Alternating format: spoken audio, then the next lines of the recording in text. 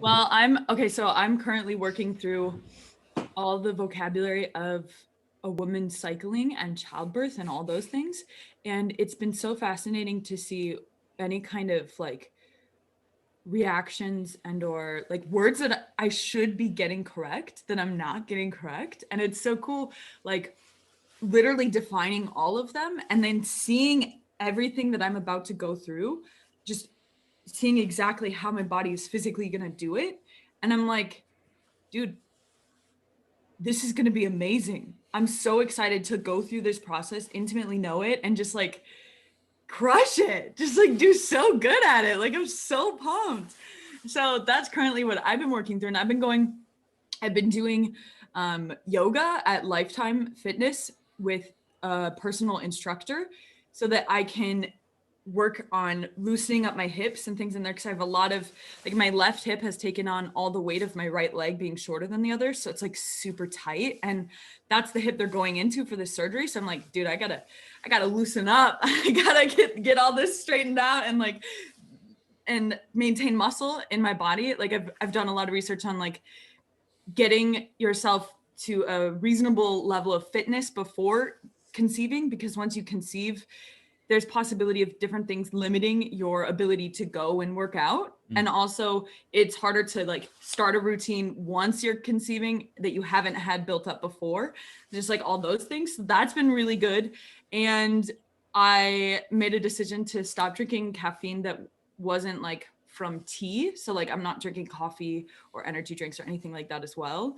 And just like all these little decisions where I'm tweaking things and really coming and feeling my physical body throughout the day. It's like, excuse me, it's really progressed my personal process forward, you know, outside of like focusing on what I need to do for the kids, because it's like promoted so much awareness where I have to just like keep coming back to like what is going on with my physical body in preparation to like growing a child inside of myself. Actually really cool now that you consider like you'll be doing the podcast, and obviously there might be times where you're not able to come on, things will come up, but like at least to have that sort of documented. Do you know what I mean? I think Yeah. that'll be really cool. We'll have to have Katie come back with you as well and like do like episodes where you're talking about that stuff, because that would be really cool. But it's awesome to watch you guys preparing for that, and specifically what you're doing, Jess, to prepare for it. Because I mean, it's like you're also trusting yourself to go into it and really understand and just look at yourself within it, versus Mhm. so many women, and I know men do this too, but even women specifically, where it's just like they're going to give birth, so just go to the doctor and whatever they tell me.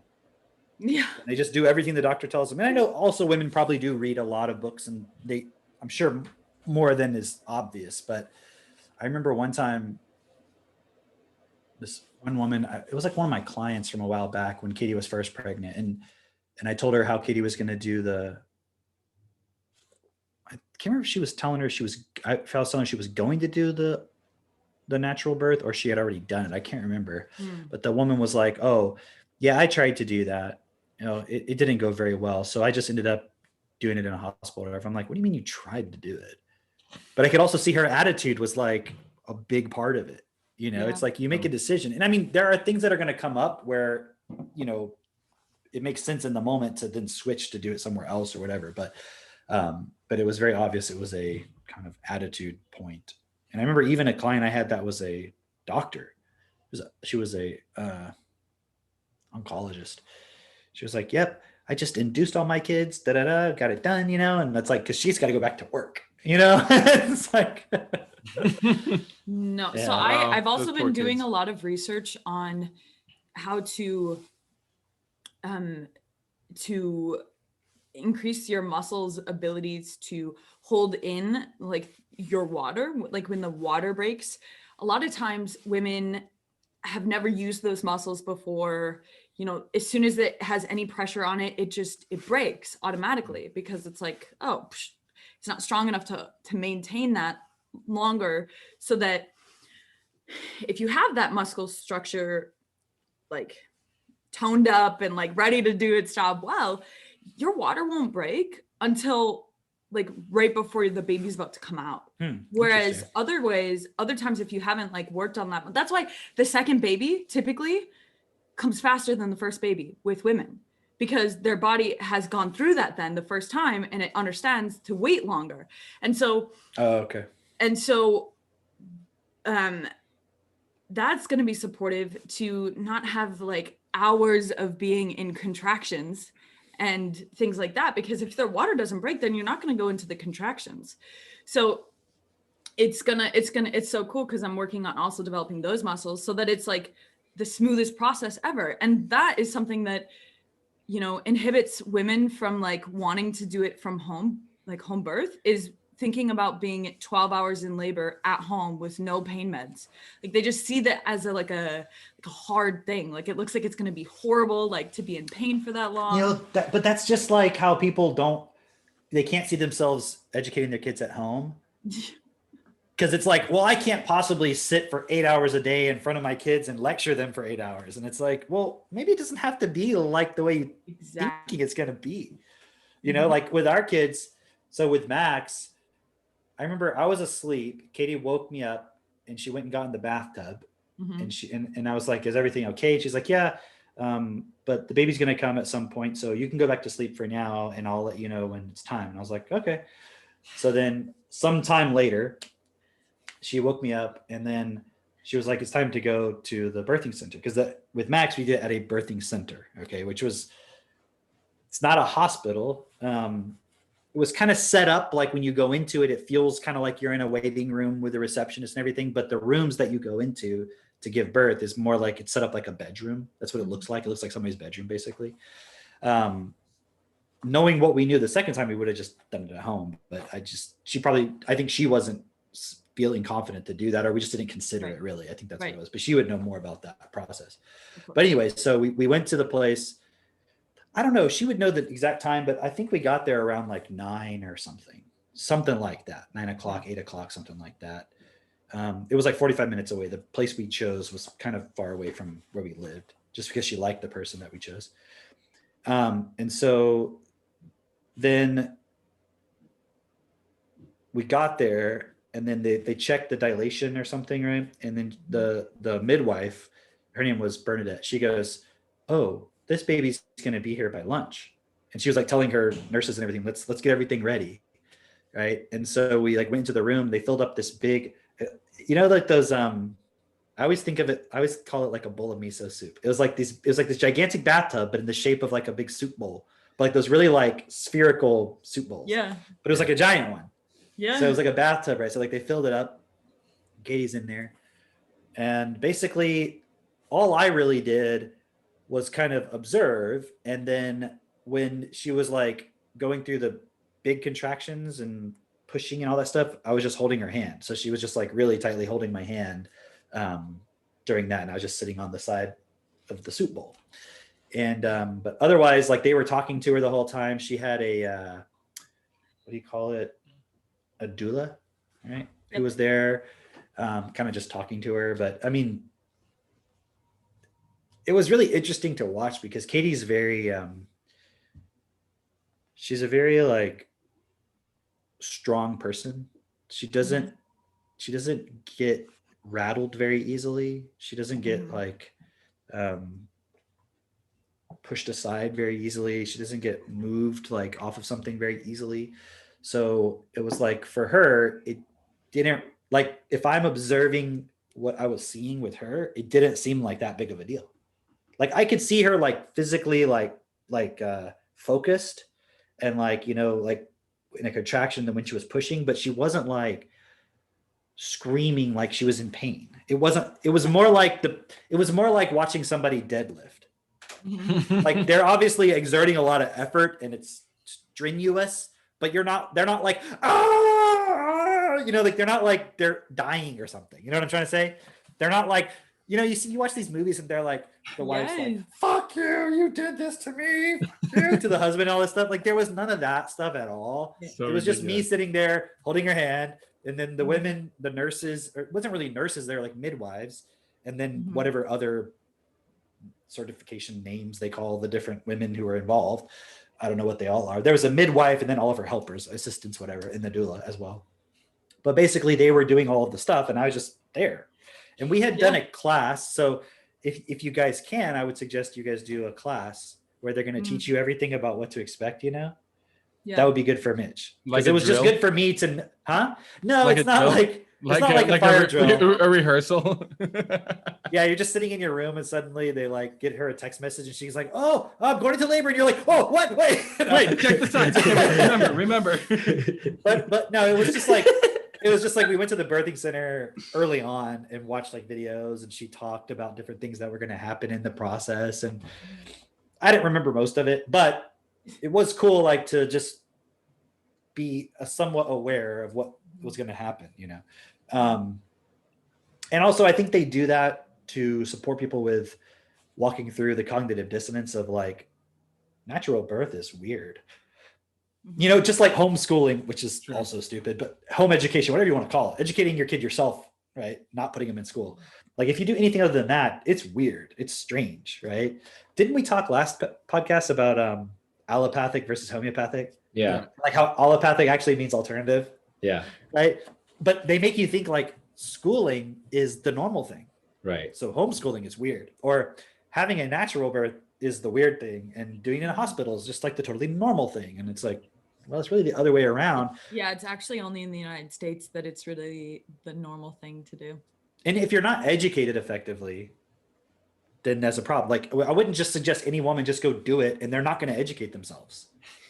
Like if you not understanding what's going to happen and what you're there to do and everybody is educated effectively, it's not good. I mean, so if you think about it, all the systems we have, education system, the medical system, the birthing system, whatever you want to call that, which is a part of the healthcare system, all of that, which is weird because it's not really healthcare, but there's aspects of why I understand you need certain expertise around health and medicine and so forth.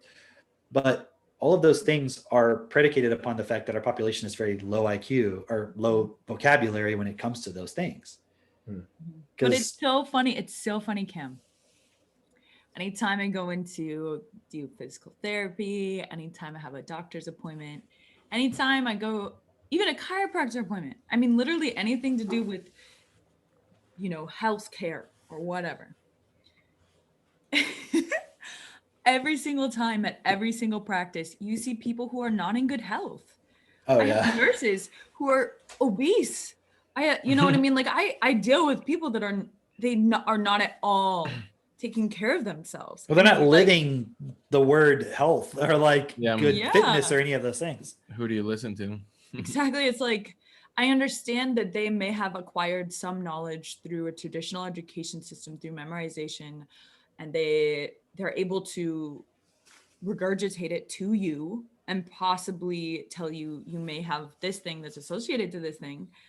But it's like, they're not at all helping support you come to your, like, what was causing this? Was it the way that you were walking or, you know, this type of thing? They're like, here's some pills, here's some stretches, you know, let me quick tweak you. And then they expect you to go on your way. And they're not at all supporting you to come to like a complete conclusion of how to support your body to prevent this from happening again. And so like, that's what I've had to have when going into any of these things, is knowing I am taking responsibility for my health. The reason why I'm going to these practices are to possibly gain insight from their perspective, their specific practices perspective on my specific condition, and using that knowledge, keeping what actually makes sense towards what I have going on, and use it to heal myself and take the responsibility for myself. But I'm not going there expecting them to heal me. That's not why I'm going to those places. Hey, think about this. How long does it take apparently to educate a doctor? What, apparently 8 years or something? Well, 4 years, right? Isn't that medical school? Is like 3 years? How long is medical school? the four of undergrad and then the 4 grad. But the undergrad is not relevant necessarily to medical school per se. Because you don't theoretically have to have something. Yeah, my doctor that did my leg went to school for like physics or something like that. Right. And so went to medical school. Right. So, but the medical school, can you look it up, Drake? Like, how long is medical school? I'm assuming it's 3 to 4 years. I'm guessing. But, and then obviously you get experience in the hospital and so forth, right? But why can't everybody in this world go through medical school? Yeah, 4 Meaning years. 4 years, right? Why can't everybody develop what that they need to vocabulary? know And for like, they're just books. Yeah. They're just books. You go to medical, and how much of the medical school, what percentage is just literally memorize this chart of information? Like, So you can much. literally just tell anybody right now, hey, like I was watching this video from, I think it was Eric July, where he was playing some clip from Jimmy Kimmel. And it was like these doctors going, did you know there's 205 bones in the body? Oh, you did? Well, that's too bad because it's actually 206. And I know that because I'm a doctor, because I went to school to learn that. And it's like, okay, but now you just told me. So Mhm. now I know. Like, if I spent 4 years accumulating that knowledge, then I would know what you know. Is that what you're saying? Because if that's the case, then why don't we just support children to develop that vocabulary by the time they're 20 years old? Seriously, to know everything about the human body, at least That's a something you good should know about general yourself. amount. Exactly. Yeah. Right? It's Yeah. like when I had initially got into my car accident, right? The moment that I was in the hospital, I mean, at least, so the first 10 days, I don't actually remember. So I guess starting at day 11, right? I remember from that moment through my whole process of healing, it's like every appointment I have, I ask so many questions because I'm like, well, why did you say that? Why do you have to do that? You know, and before I even go into these appointments, I did my research ahead of time, knowing exactly what we were going to talk about, all the things going on with me, the anatomy of it, like all of that. Like I did all that before these appointments. I'd go to these appointments and I'd be like, yo, what is this? How can you do this without doing that? So like one thing that I was confused about was when we had to transport part of my bone down to the bottom part of my leg, how new bone was just going to form behind this bone that they moved down. I'm like, how does that even happen? And so then I researched into it and I figured out there's a bone growth cells around, it's a membrane around your bone called the periosteum, which contains 3 different kinds of bone growth cells, which would be the ones that would regrow that bone behind when you transport it, right? So I was confused because when he cut this bone up here and freed it up so that we can move it down, I was like, how is he not severing the periosteum, like that membrane around the bone? Like, how is he not severing it? So I was kind of confused. So I went in and my next appointment, I asked him and he's like, that's a really great question. So instead of just sawing it in between, I actually kind of poke holes and go until the bone actually just breaks off, but the membrane is still intact. And I was like, that's so fucking cool. But if I wouldn't have like done my research ahead of time to know like what he was doing to my leg, there'd be no way that I would even know what the periosteum is. I wouldn't even question what he's doing. So I wouldn't even know what my body was doing to heal. I just expect the doctor knows what he's doing. Yeah. And what happens if you get an incompetent doctor? Yeah, what the heck? They're just Like, do we just stop assume asking questions. every doctor is perfect and never makes any mistakes and it's 100%? Is that true? Like, clearly that's not true. So wouldn't at least it be helpful if you were a doctor, if all of your patients were really highly educated on basic functionality of the body? Absolutely. And it's like, and somebody might say, well, you don't know everything about the body. Well, no shit, because my parents wasted 20 years of my life convincing me to sit in a classroom and fucking learn nothing. Yeah. Like, no one was even telling me. It's like, to expect a child to know what they need to know about things is retarded. We as the adults should be like, this is what's important. This is what we should educate our kids on. Instead, it's like, think about an entire year of school, how much you learned. It's like virtually nothing. Nothing. And even the ones who learn something, they forget it. So you didn't even actually learn it, even what you're supposed to have learned. Versus when I look at what our kids learn, I mean, Max, his reading ability from almost 3 years old to 4 years old is like what would take 5 years in the school system or more Yeah. to get to that point. And his comprehension ability, his processing ability, all those points. So I know that you can accelerate the understanding of children if you build their vocabulary effectively from a young age, and then you're emphasizing what they should learn. because they're actually considering different things and understanding things, right? So it's like, you don't necessarily need to be a specialist. I'm not suggesting that everybody would develop the ability to special, but okay, imagine this. Imagine everybody was supported with a basic understanding of anatomy, physiology, how your cells work, your immune system, all those basic points that you would learn in medical school. Well, then somebody who then decides to be a doctor, how much more could that person learn? Because imagine the average person who wants to be a doctor, the average person starts medical school knowing what about medicine? Potentially nothing. Probably nothing on average. Probably nothing. So in 4 years, they're expected to learn all the knowledge and then start practicing it. Mm-hmm. So imagine if your child was supported. I mean, if you go and look at Techniture, for example, you look at the vocabulary that's in there. Mm-hmm. Your child could develop the vocabulary of medical school by the time they even finish the high school age. Yeah. I mean, if you look at like the stuff that Max has already learned about, and he's not even 5 years old. He'll be 5 in October. Right. So you can support a child to learn a lot more, which would then prepare that child as an adult to do a lot more at that age. You see what I mean? Imagine what Mozart knew when he was 12 years old about music. Mm-hmm. Was he just born with that information? He wasn't born with it. He was just around it. Yeah. Like his dad was a composer or knew about music or whatever. Right? He had some aptitude as well. So I'm not saying every child has to be Mozart, but every child could be exposed to the vocabulary of all these different fields and have like a basic understanding of music theory, medicine, health, fitness, biology, all these different things, electronics, computers, and so forth. Yeah. Right. And instead, what we do is we just say, well, no, you're just going to go into the school system and be bored for 12 years. And at the end of it, you're going to find out what you're good at.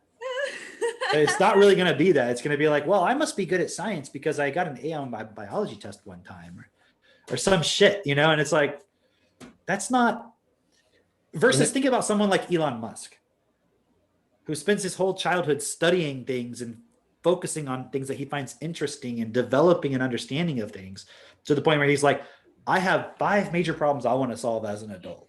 So when he's like an adult, he's like hitting the ground running, like, let's go. He's the expert.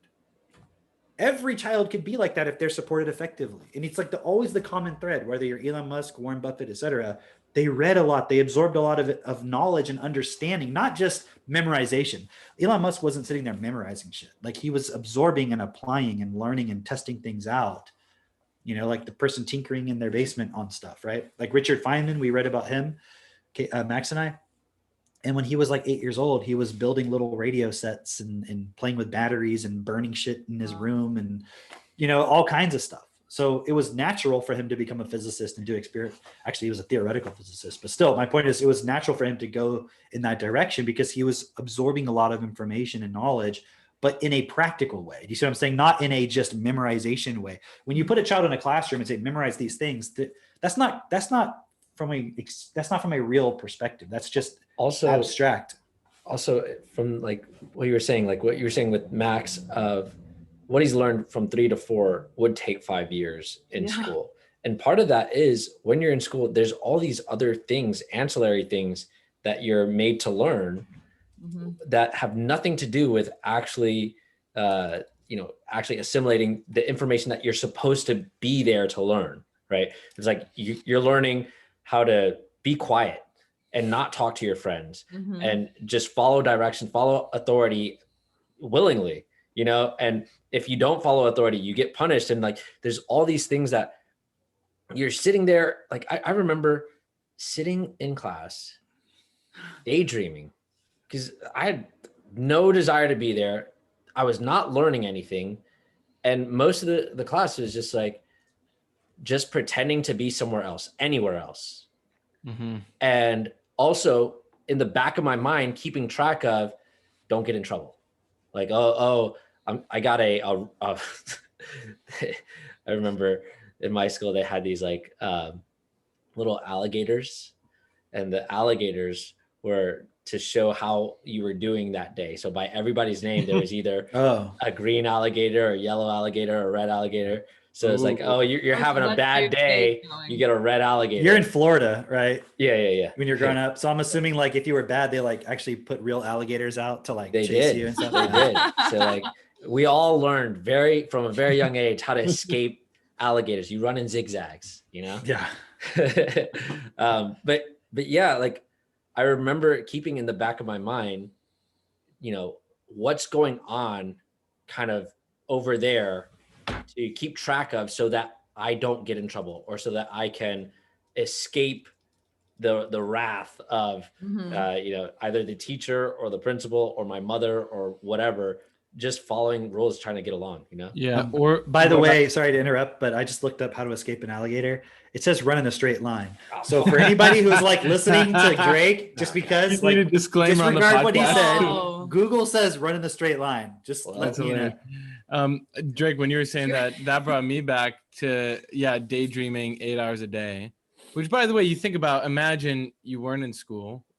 That's 8 hours a day to just like have so much fun, just learning stuff like I see Max and Seneca do. But That's what for I me, do. You know what I mean? Like no one's telling me, okay, you have to do this, this, this. I'm like spending Yeah. my time learning, and then also there's things I'm responsible for. But I spend a lot of time learning and reading and Mhm. watching videos about stuff, whatever.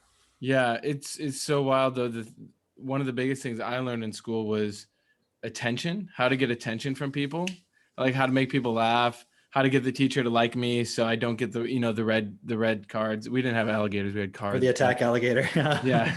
Yeah. And like that became such a big character within myself and in my mind of like, how do I befriend everybody? How do we have fun? And how the hell do I get to recess? Because I do not want to be here at all. And then it's like, oh, recess is here. And then it's like the super high of like, oh my gosh, okay, 30 minutes. Let's eat our snacks and go play football and whatever. And then it's like, oh, back into the prison. Like that's just, Well, and there's that's all also- that develops from that inside. It's just insane. Like I'm still working through that. I remember at lunch, they would force us to drink the milk and eat enough of the food on our plates before they'd let us go to recess. And it was so funny because like, even if it was the grossest food, even if I didn't like milk, like none of those things mattered.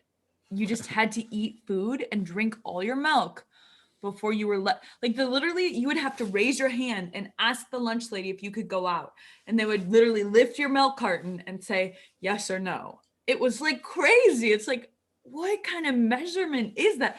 And you're motivated to do it as a child because then you get to go out for recess. Right. Hey, hold on.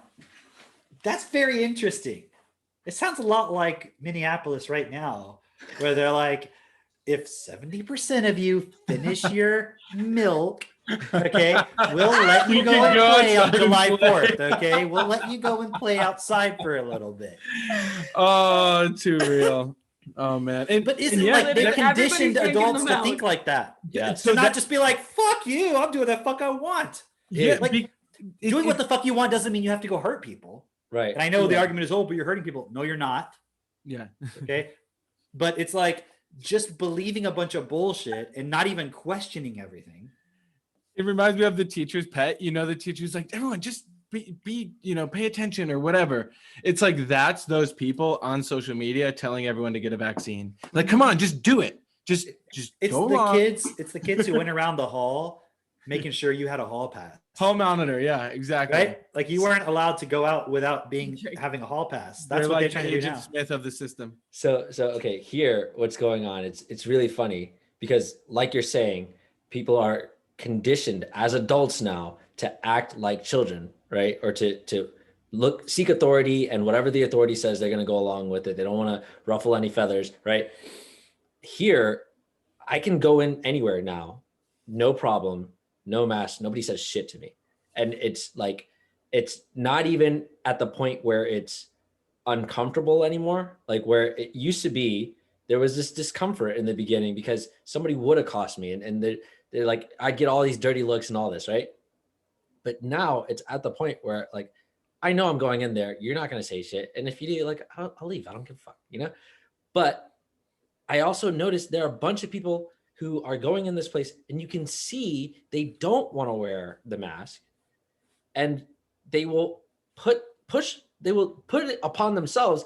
And I kind of want to go up to them like, nobody's fucking policing you. You don't have to do this. Like, you literally don't have to do this. Yeah. Look at me. You see me fucking coming out of here. Like, I come in here all the time, every day, no mask. I walk out, no mask. Hello. I'm like drawing attention to myself. I'm going up to people and talking to them. It's like, you don't have to do it. You're doing it to yourself.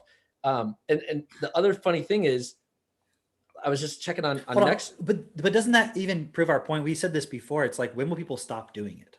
They're not. Right. Because even when the government says you don't need to do it anymore, what is it that they're Remember. waiting for? Like, I social think they're approval. waiting for CNN.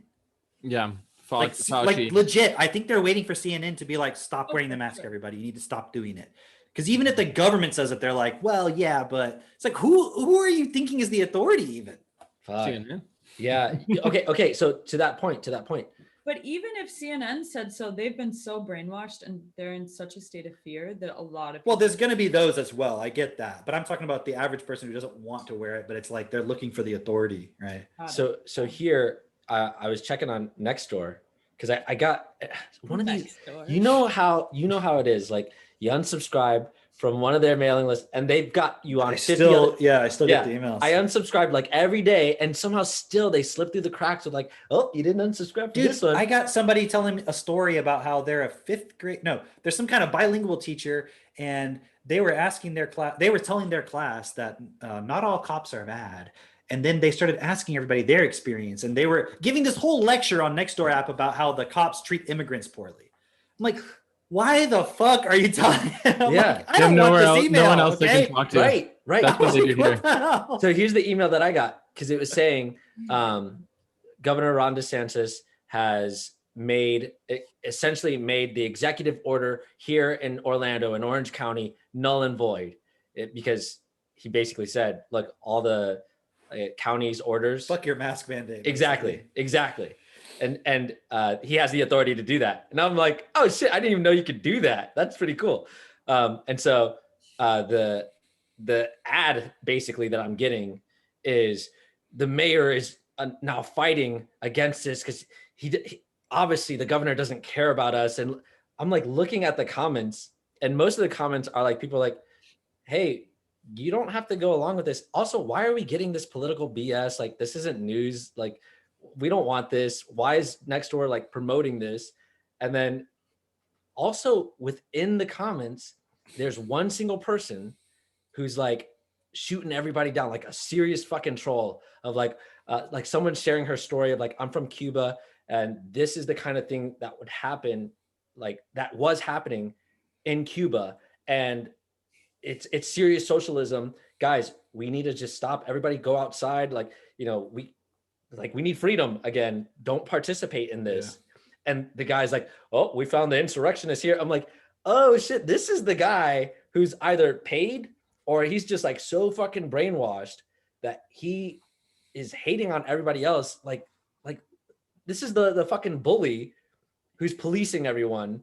And I don't even know. I can't understand what would make somebody do that. Like, so he has the line of logic in his head that he is right. And no matter what anybody else says, he's right.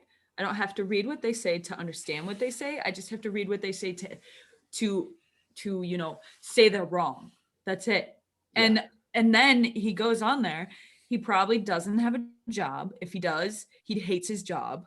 And he has time in his day because he either doesn't have kids or he doesn't take responsibility of his kids.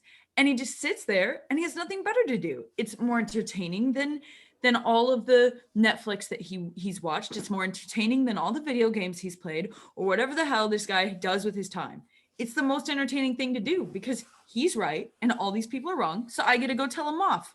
And nobody can say shit because it's online. I'm sure that's I like how he's arguing with Cuban people who are like fleeing persecution. Yeah. And then he's like he's like justifying to them why we should have what they had again. Like they're like, no, I came here for a reason. Right. Like, yeah. Right. And like it's like, okay, you're obviously retarded, but that's what persuades people. It's so like crazy. That's what people allow to persuade them. Like, oh, well, this guy, he's going through the comments and he's like making some good points, or like He's consistent. we He's should be persistent, safe. you know, We if he's should be that safe. persistent, he must be telling the truth.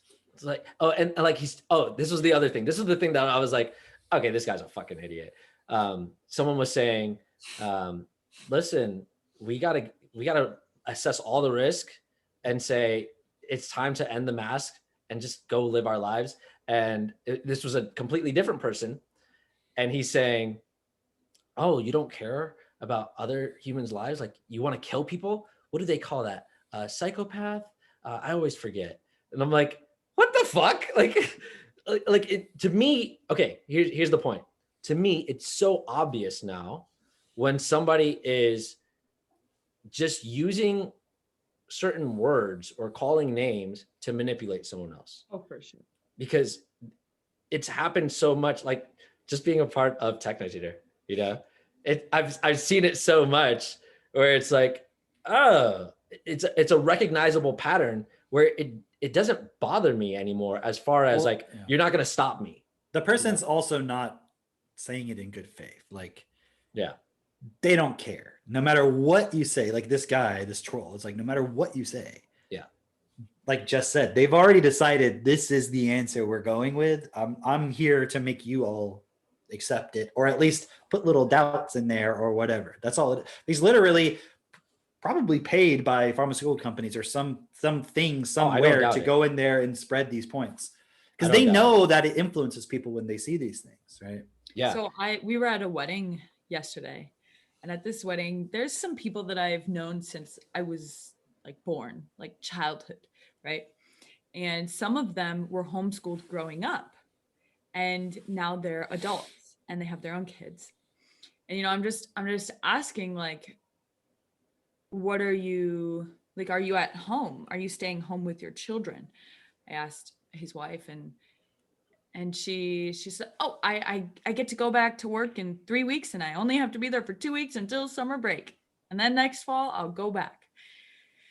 And then the husband was like, yeah, and I don't work in the winter, so I get to stay home with the kids in the winter. Then one's like a 3-4 month old, and one's like a year or two, and he's saying, like, so it's not that bad, that they only have to go to daycare or school for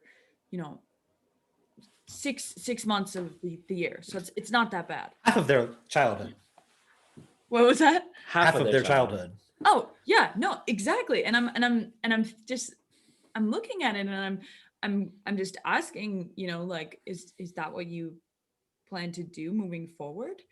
And I can just see this, like, they reacted to what I was saying in a way where it was like they almost went into shame, but they also went into, like, how dare you ask me how I'm gonna go about raising my children. Like, it was just like so many mixed emotions just like went through their head in their calculation of what they were going to reply. And it was like, yeah, it was so interesting to observe that, because if you think about it, the best way to raise a child would be to have the mom consistently with them and the dad to support them to develop. Like, that just makes sense. Like, there's nothing else. You can't tell me that anything else makes more sense than that. You know what's so funny? Like, I just had this image pop into my head. Like, imagine way back in the days, right, where there was no daycare, right? Yeah. Imagine, like, you have a kid and you're like, you know what? I'm just going to leave this child in the wild for half the year, or like for half of the child's life. I'm just going to, okay, you just stay here next to this tree while I go and do other things or whatever, right? But then progressing it forward, imagine, like, you're going off the side of the road, you see a vendor, and you're like, oh, you know what? I'm just going to leave my child with this vendor. I don't know you from anything else, but here, I'll give you some money, and you watch my child as you sell your wares. You have to literally not care about your child. But you have to care more about, I don't even know. What do you care anything about? else. Care about anything. But that's literally what a daycare is. It's like, it's a vendor, we're selling something. It happens to be a service of, like, hey, we'll take care of your kid, right? But think about your average daycare, okay? Just think about your average daycare. It's not nice. how much does the worker, okay, not the owner, but the worker in the daycare who's spending the most time with the kids, how much are they making? Not, $15 an hour. no, Are they making as much as the person who's They don't doing make the that much work? over they're there. not making $15 an hour. They are not. The average daycare worker is not making $15 an hour. They do here. They're This not. isn't They socialist do Cuba, here. Jess. Come Yeah. on. No, they do here. Hang on. What's your minimum wage over there? I don't know. $500 an hour. hour. And there's no police and no one owns anything. It's They great. might. We love it here. No Hold one's on. racist Even anymore. if it's $15 an hour, that's fine. Okay. No way. It's still $8.15 per hour. I have a hard time believing. No, that. but I've worked in several different childcare facilities, and that's roughly what I got paid each time. But that's I think fine. Let's one just say time it's it was like 15. $14.50. One Okay. time it was like Yeah, 16 or something like that. Okay. that's fine. Either way. Okay, either way. As well as like 15, childcare 10. at churches and nannying, like all that. Like Yeah, it just all the depends on my where you're previous talking about. things combined. Yeah. Okay, but think about this. Like the person who's putting their child into the daycare, do they make more than that? They have to, because otherwise it does not make any fucking sense. Logically, how's it gonna work, right? Right. Like, Like if you're paying more for daycare than you make, that's retarded. It's literally retarded because you Okay, could be so spending that time with your child. obviously a daycare worker, the daycare, they're getting lots of families so they can make the numbers work and everything. But here's my point. Let's just look at it for a moment. The parent, do they make more than $15 an hour? In some cases, they maybe don't, but in a lot of cases, they will, right? Like if you're a well-educated, relatively upper middle class or middle class person, you're making more than $15 an hour, I guess. Okay. And you're putting your kid in the hands of someone who makes $15 an hour or less. Mm-hmm. Just from that alone, who is more qualified to be spending time all the time with your child? Right. The one who's higher paid. If this person was so effective in their life, would they make more than $15 an hour? Yeah. If they were at the same Cameron, they do level it because of- they love the kids, Cameron. yeah. They love the kids more than parents love spending time with kids, and that's why they get to spend the time with the kids. You know, we have a thing called Chick-fil-A here. Do y'all have it there? Yeah. Chick-fil-A, yeah. I'm sure it's everywhere now, right? It used to be Love a setting. Chick-fil-A so much. But you know how I'm not it's as big of interesting. a fan What's of so Chick-fil-A as different you. about Chick-fil-A is that their workers really care about serving. Do you notice they always say, when you say thank you, they say my pleasure? It's so cool how like they get so much satisfaction and pleasure out of that job. It always warms my heart. It's like when I their go to Chick-fil-A. destiny to work. I'm for like, Chick-fil-A. wow, I feel so good as a consumer because I feel like you just love doing this job. It's so Yes. cool. So yeah, these people just love helping these kids, right? Let me tell you something. Okay, so for one, in that package that is being proposed by the Biden administration for providing childcare for families or whatever, one of the things of that package is providing daycares with money so that they can pay their workers $15 an hour, which tells you right off the bat the average daycare is It's not not paying making- their employees. Obviously, the average is Right. probably not. Yeah. Aside from that, there's another point within that I just lost and I can't remember it. So fuck it, Yeah, In but terms of the Biden package, Yeah, in terms of the Biden package with the daycares, basically, like, if I forgot what it was, I'll remember. Well, in a well, second. it's crazy Jess. because he's incentivizing people, which I know we've brought this up before, but it's like he's incentivizing people saying you will only get support from me if you are putting your kids into the system. Like Mhm. you only get Give up support your kid to the system. if your child is going into daycare or going to school. Right. Otherwise, we will not support you. We will not Right. give you money. You don't deserve to have your basic needs met if you're not complying. yeah, and they want people to put their kids into the system at a young age, stay in school, go to community college. Is That's that what you're it gonna is. talk about? Yeah, the other thing is, okay, when you put your child into that system, you are seriously putting them in a very unstable environment. Very unstable environment. And that's what their life becomes, is this entire unstable environment. Like, think about every year you get a different teacher, for just when you're going through the school system and all of that, right? But especially in, like, if you look at fast food, they have a high turnover rate, right? Daycares have a very high turnover rate as well. Mm. So that point of like, oh, the teacher just loves being with kids. no, that's like what they think they can do. They're a woman most of the time. I'm not saying that to be sexist. That's just like having grown up in that environment.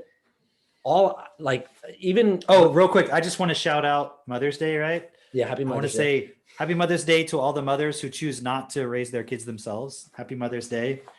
Happy Mother's Day to all the mothers who choose to be the best mothers by having other people be the mother for their child. So happy Mother's Day to you. Yes. Leave And us to a all like- the a men like and who a are comment. mothers who identify as mothers. Yo, shout out to those man mothers with your chest milk. Happy Mother's Day to all the mothers who never had kids. All right. Who but identify as having kids. You guys, I had yoga the other day. I Yogurt? went into Yeah, class. you had yogurt. What flavor? What flavor No, yogurt? no, class. It was class. Yogurt Not class. yogurt. Some classy class, it was yogurt. Yoga class. And so it was one of those like hyped up yoga where you do like high interval like training mixed in with the yoga. and you Competitive do it yoga. with weights. Okay, anyways. Okay, so I'm in this class and the instructor guy towards the end is getting like telling us stories and getting all like personal on us. And I'm like, what is this guy doing? And he's telling us like the whole story of his relationship with his mom, right? And how it was bad for a while. And it's in between him telling you what to do for like the exercises. I'm like, what the fuck is going on? You And just need someone to listen to him. and he's like, He's like, this is my and life. throughout the whole thing, he's telling us, oh, you know why I picked this song? My mama, you know it, that queen. And then he gets to this one part and this one song's playing and he's like, it was like Mamma Mia, the Mamma Mia song. And he's like, you know why I picked this song? And then he's like, my dad. And then he like tells the story of that song and all this stuff. And by the end, he's like, in short, family is the most important thing. And you have to take responsibility to have a good relationship with them. And nothing else matters. And he kept asking everyone, like, do y'all think your mom is a queen? And nobody said anything. He's like, Everyone's, well, all of you commit sweating. right now to making family the most important thing. I want you to tell me, commit. And then You're he's like, dude, what are well, you I doing? think my mother's a queen. And then he's like, well, do you guys think I'm a queen? And everyone's like, yeah. I'm like, oh my God. This is why I don't go to yoga with Jess. She's like, come to yoga with me. I'm like, I don't know. No, I'm not telling you to go to yoga. I'm You're saying not selling take him on the a yoga. class. Help you. You Do sold whatever me you're trying to against yoga. For My sure. Anyways. mom is a queen. Wouldn't it, Yeah. wouldn't it be Whenever funny somebody says they're a queen, I'm like, okay, and who are your subjects? So wouldn't it be funny what is your residual income situation? if this guy or this queen who's running this yoga class like had a kid and that kid's in daycare, right? Then he's like, you take your responsibility for a family. Yeah. And it's like, Family's the most That whole important time, thing, that's which is what I'm why I neglect my family. Or I don't even have a family. That's what I'm thinking the whole time because he's talking about how like his mom and dad got a divorce. He grew up with just his mom, kind of going back and forth and all this stuff. And I'm like, dude, you just exposed why you had a bad relationship with your mom. You just exposed why your life isn't going the way you want it to. And you have to be a yoga instructor at Lifetime Fitness, and yet you're not in shape. Like, Oh, damn. Well, to be love fair, that detail out, Jess. he has to be in some shape. He's in A shape. It could be pear shaped, We don't but know that's what still a shape. Spirit, no, Right. like he's like the miso bowl. it was more Yes. like an upside down pear. That's an interesting shape. I don't even know what to say about that. No, I brought it up though in short because you could just tell that he was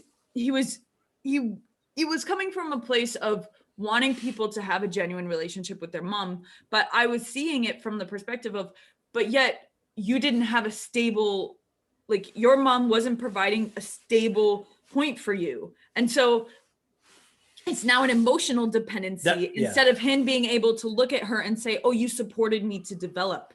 And that's the only reason why he's continuing to Like he's saying you should maintain have a his relationship with your mom because I lack that and it's an emotional lack instead of Yeah. like if my kids were to say you should have I don't even see my kids would never even say that. Yeah, exactly. Because it's like you take it for granted because you have it. Like that'd be like if I was like, guys, I'm doing my yoga class, right? And we're doing my yoga and whatever you do, right? And I'm like, all right, guys, in between sets, I just want to tell you guys, you need to breathe oxygen, guys. You gotta breathe oxygen. It's the best thing, guys. Who's gonna commit to me? Oxygen is the best. Yes. Okay. It's like you don't need to say it because you have it, and it's a normal thing. But it's Right. more like you always get that from people. Like they'll tell you what's the most important thing because it's the thing they feel like they're lacking. Yep. When you have it, it's not the most important thing. Yeah. Exactly. It's like money. Everybody says money is the most important thing. They may not say it, they'll say the opposite, but within themselves, they feel, because look at the way people live their lives. Everything, every decision is around how to get money or how to secure some level of money. Yeah. Right. So it's the most important thing because everyone just doesn't have it. You see what I mean? Let's talk about that. Cause like, well, actually in the context of like building a business, because I was talking with someone about having that point of being able to focus, because, you know, so what you're saying, we live in a world where that really emphasizes, well, obviously we have a money system. We have a money system that we have to participate in. Otherwise you're not doing anything to change the system at all. And you're not going to be able to have access to a lot of the things that you need to survive, you know, even. No, you cannot. Yeah, you cannot exist without money. Right. Anybody who So- says you can, you're lying. Right. So with that in mind, okay, knowing what I need to focus on is building a business, but my entire life, or most people's entire lives, all they've been trained to do is basically focus on like whatever motivates them, whatever gives them motivation, or whatever they're rewarded to do, whatever they're told to do. And everything outside of that is like, no, you like, oh, I don't have the motivation. I can't focus on that. Or I'll get to like, I remember for myself, I'll speak for myself. I remember getting to a certain point of like, oh, I did this thing. And then feeling like, okay, I can rest now. You know, like I've reached a certain point and now I can rest. And then finding out, oh, there's way more to do. Right. But juxtaposing that with like, when I go for a run, right? Like I used to be like really competitive with myself in running, you know, where I would mark my time and I'd know, okay, I can definitely beat this time. And I can probably beat it by about a minute. And I'd give myself a goal of, you know, in a week from now or 2 weeks from now, I'm going to try this run again with Would you ever be like, if I don't make that time, I'm going to get cancer? No. Or I'd be like, What? my best friend's going to die. No. Okay, not that kind of stuff. No. I mean, I know what you're talking about, Cam. No, you're But, like- your mind you'd convince yourself of like, yeah, if I get this wrong, like for me, it was like, God is gonna punish me in some way. I'm gonna make something. yeah, like I'm gonna the light's gonna turn green in 5 seconds, or my family's gonna die. You know, like, Yeah, did you used to have those thoughts? yeah. I mean, you know, people have these kind of like random things. no, I Oh, wouldn't. dude, I Yeah, wouldn't do it's that. like I had OCD. them all the time. Yeah. So Yeah.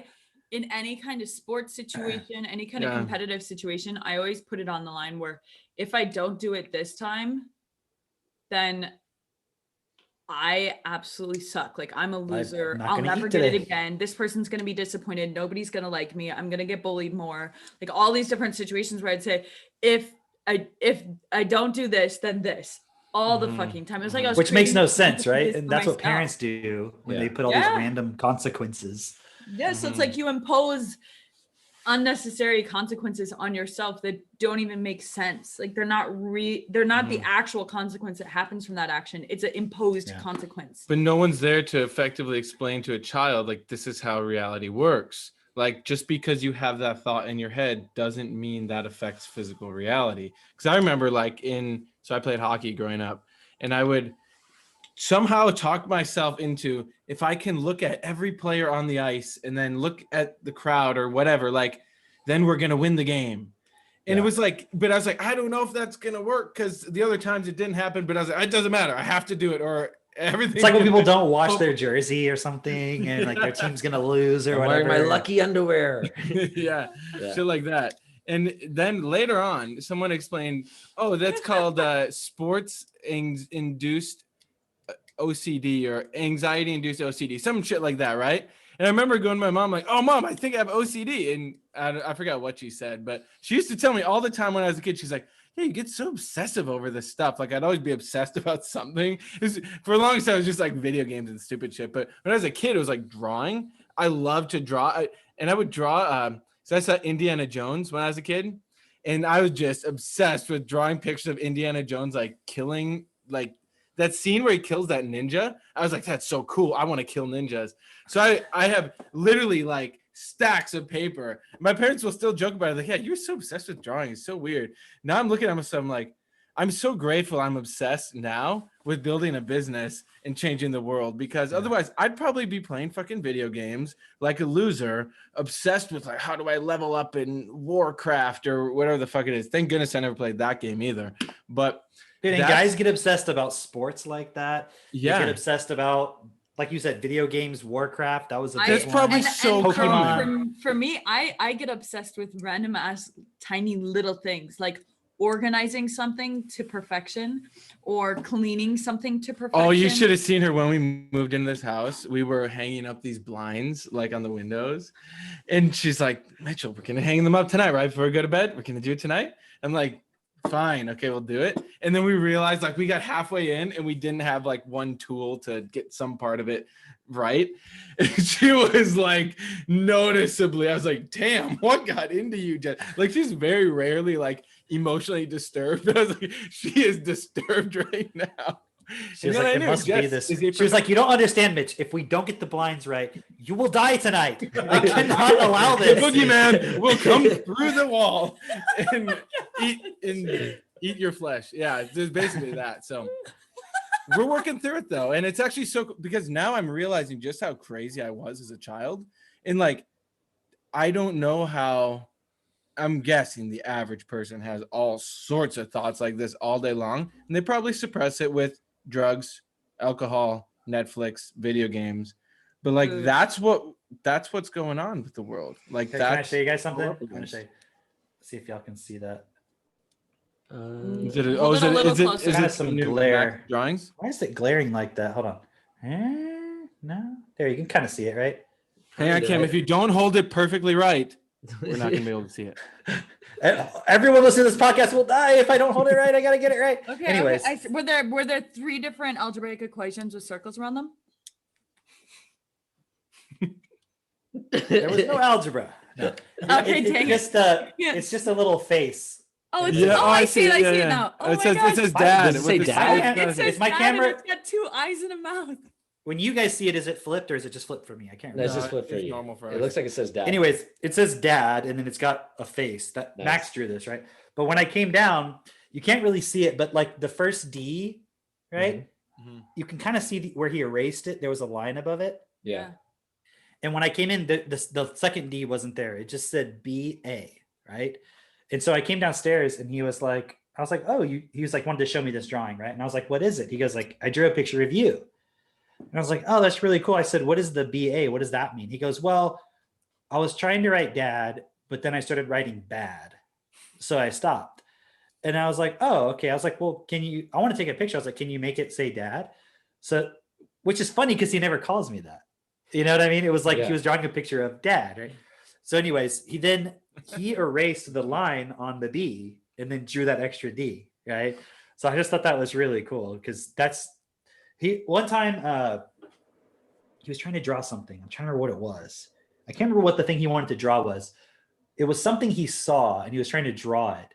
And he asked me to draw it. And I was like, no, I'm not going to draw it for you. You can do it. You got to like learn how to do it, right? So he like took a piece of paper. I gave him a big stack of paper and he took a piece of paper and he drew a line and he goes, nope, that's not right. And then he just put it to the side and he took another one and he did it again. And he went through the entire stack of papers and he brought them to me and he goes, look, I tried and I made a mistake every time. So can you do it now? And I was like, okay, that was pretty clever. I said, but were you actually trying or were you making the mistake every time on purpose so I would eventually do it, right? So it was just really funny. What did he say to that?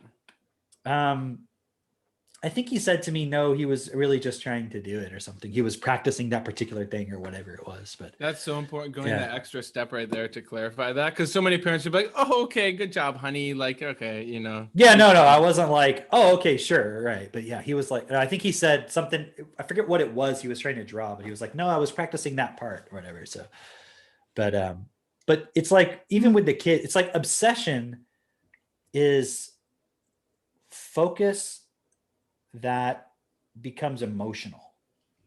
You know what I mean? It's like when you have an emotional desire for something and then the focus is applied to that. And so it's not you deciding you want some outcome and being the authority within it. It's like some internal thing that's just that you don't know why. It's like I used to be that way about music, other things. And I would use that as my motivation. But I don't use motivation for myself anymore. Like I don't motivate myself to do things. I just decide I want to do it. Mm-hmm. And then I do it. And if I don't want to do it, I don't do it. Mm-hmm. So if there's something I am resisting doing, I don't try to motivate myself to do it because I know it's not going to last if I do that.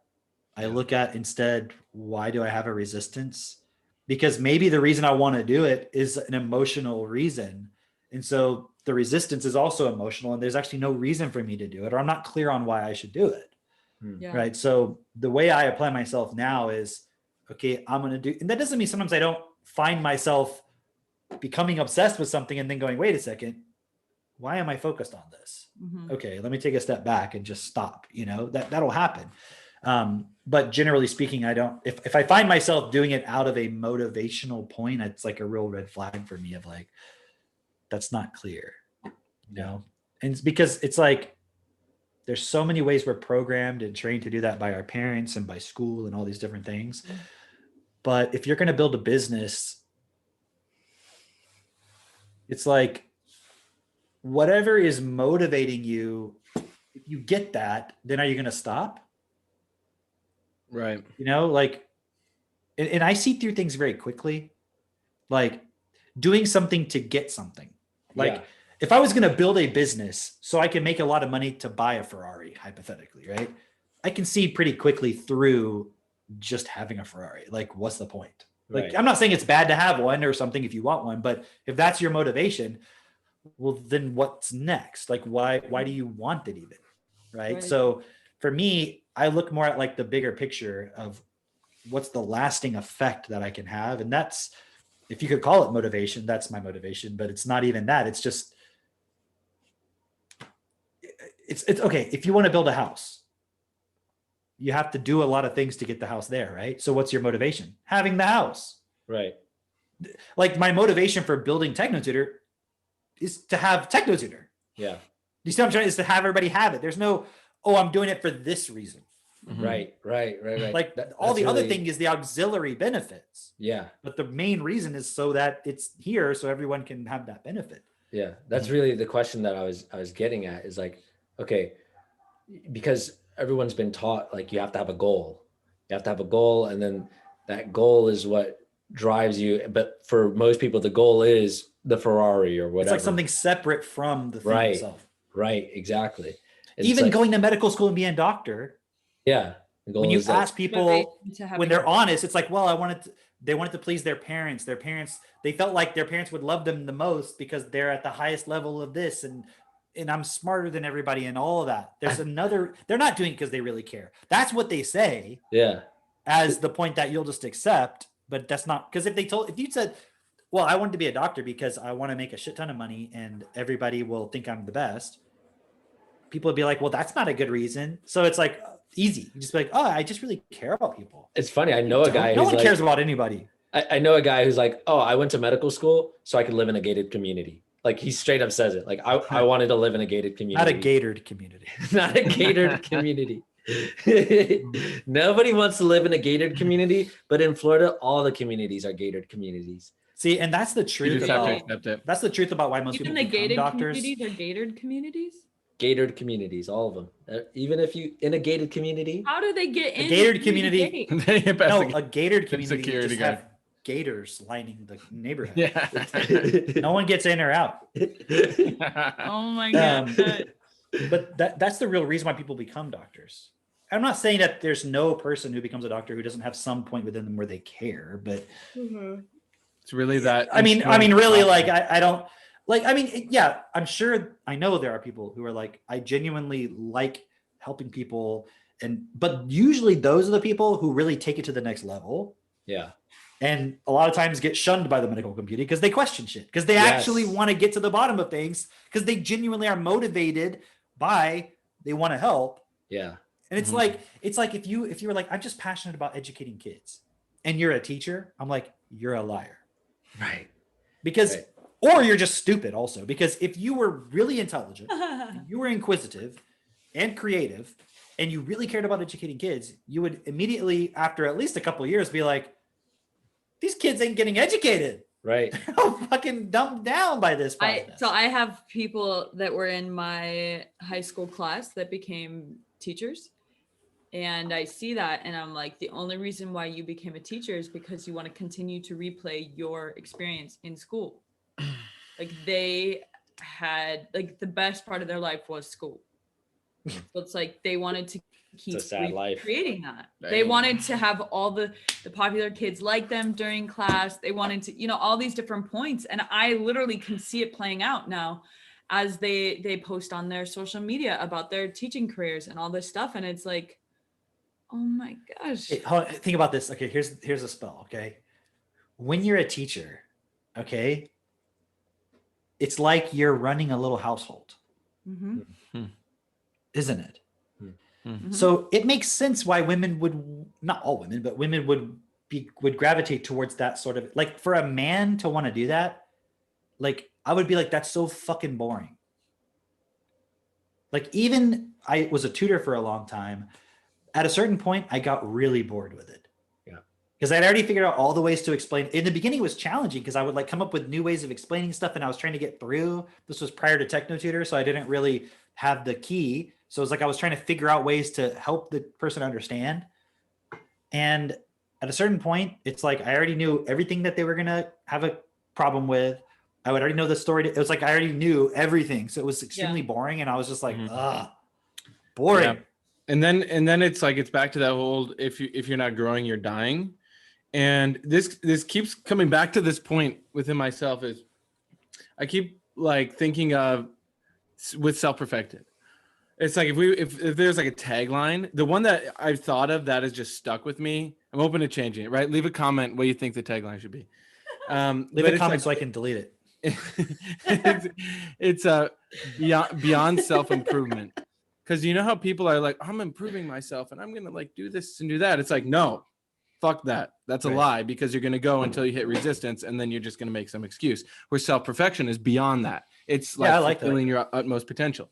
So I've been thinking about that as well with like these teachers, you being a tutor, whatever. It's like if you did really really care, you would perfect it. You would bring it to the utmost potential. So like yourself, Cam, you realize, why the fuck am I tutoring these kids? Like I've done it enough. Now I got to go to that next level, but I'm sure it's a little scary, right? You got to jump out and, you know, go beyond your comfort zone. But like, that's the core thread through everything that we're saying is like, fuck status quo, you know, go beyond to the utmost potential. And the point about caring, it's like, I do care. How do I explain it? Oh, I don't feel a feeling inside of myself like I care so much about people that's why I'm willing to do all that. It's more like if someone was like, hey, what you're doing isn't the best way to do it, there's a better way, maybe it's harder, I'd be like, oh yeah, okay, I want to do that. Like I care. Yeah. Mhm. But you see, it's not a selfish caring, but it's about me also. You see, it's not just like I care so much about others. It's like I care within myself that what I'm doing is the best way to do it or not. So Oh. this You is see, I'm not an altruistic person. Yeah. Dre, go ahead. Then I just realized something. Because that just reminded me, like going back to like caring about something like that, like, oh, I want to do it the best way. I used to run like on my heels, basically like striking my heel to the ground. And that's not the best way to run. Right. And when I learned that, I I realized, oh, Yeah, okay, Gator will get you every time if you do that. flat-footed gators are just They can they're hear it. They fast. can hear it's the vibrations. They hear they track you. That's right. That's right. Oh my God. So I learned, okay, if I'm gonna live in Florida, I gotta learn to run on the balls of my feet, right? And then in order to do that, I started training myself to run specifically without letting my heels strike the ground. And to make that transition was so difficult. It was took balls. It took balls, But it took your balls to transition. It took, Wait, you don't there you have go. balls? We'll talk about that later. But Oh, the balls of your feet. yeah, no. That was really good, Mitch. That's what he was saying. Whoa, I actually got Cam. Oh, that was. Yeah. That was good. But yeah, to actually train myself to do that was very difficult. And like after a week of doing that, I couldn't walk. Like I literally could not walk around my own house or anything. And I was like, wow, do I really want to continue doing this? But I really enjoy running.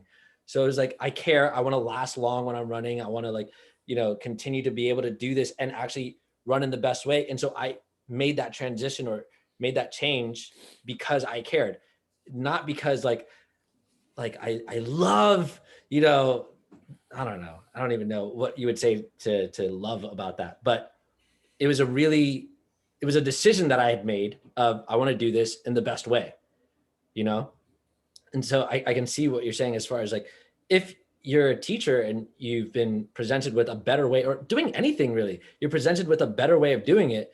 It really shows whether you're going to do that thing or not, like in the best way, like whether you care or not is You what don't really have to shows. have the emotional part. It goes back to what we were talking about with the yoga thing, right? Yeah. It's like when it becomes emotional, it's like you're coming from a starting point of lack. Yeah. So I'm not caring about educating better because it's like this care that's emotional based. Yeah. It's Where not- it's like it's you're doing not the ev- caring because it gives you a feeling of doing a good thing or something. Exactly. that's Rather not than fair. It's not based on the emotional reward of like, okay, I care about my kids being intelligent, so I don't lie to them about Santa Claus. Right. I don't get any joy or satisfaction out of it, except for the fact that they're really fucking smart and they don't believe stupid shit. Right. Versus the parent who's like, well, no, I really care. I want them to have that joy and that experience. So you fuck them over. Yeah, it's evil. But that's not caring though. That's not actually caring. But that's what, absolutely. But that's what's being used right now. If you look at the bigger picture right now in our world is if you really cared about people, you'd wear the mask, you'd social distance. It's like, Yeah. So no, that's if you have an emotional point that you're being manipulated by. If you actually care, you look at the reality of what wearing a mask does psychologically to children, teaching them the social distance, like just fucking wearing a mask yourself. If you understand what viruses actually are, you would do the research. if you actually cared about people's health and people living longer, you would end world hunger. Like that's what you would do if you actually cared. And you would support the education of children from birth to understand proper nutrition, health, fitness, etc., and how to take care of themselves. Because the major crisis that the media is covering up in their discussion of all of this pandemic stuff is the fact that people's immune systems are fucked because of all the food supply, the fucking television, the way people think about stuff, the survival, the competition, all the nasty shit in our world. It's fucking us over. And instead we're like, oh, it's this terrible virus. Like, no, it's really not that bad. We're all so fucking weak because of what we're doing to ourselves and allowing. And here's the additional point to that.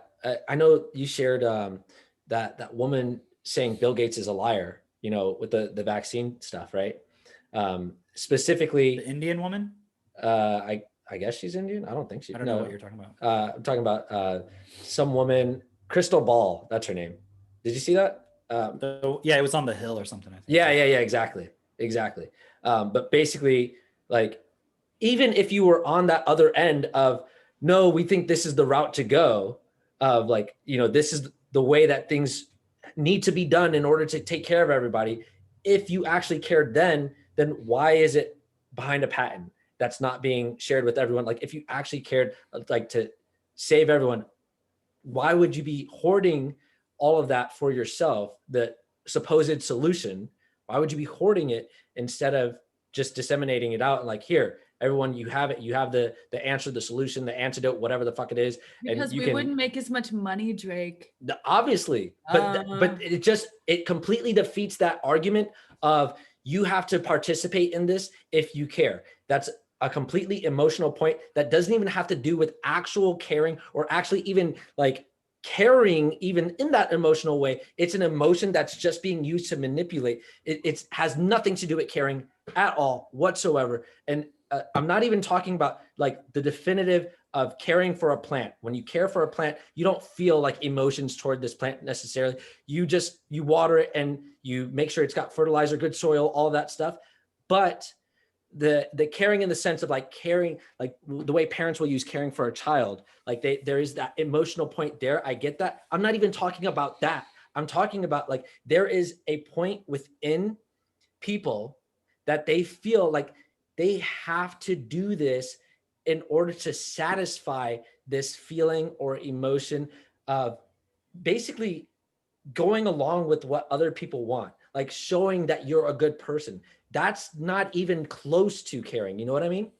It's like they don't actually care and they're afraid of being called out. Exactly. And so if somebody's like, oh, you don't care, it's like, oh, no, I care. And it's like, I'll just tell you, I don't care. I don't care about what you're saying. Yeah. But I care enough about truth and reality and just doing what is best that I will look at what the reality of it is. And I'll do that. Even if you call me names and say, I don't care.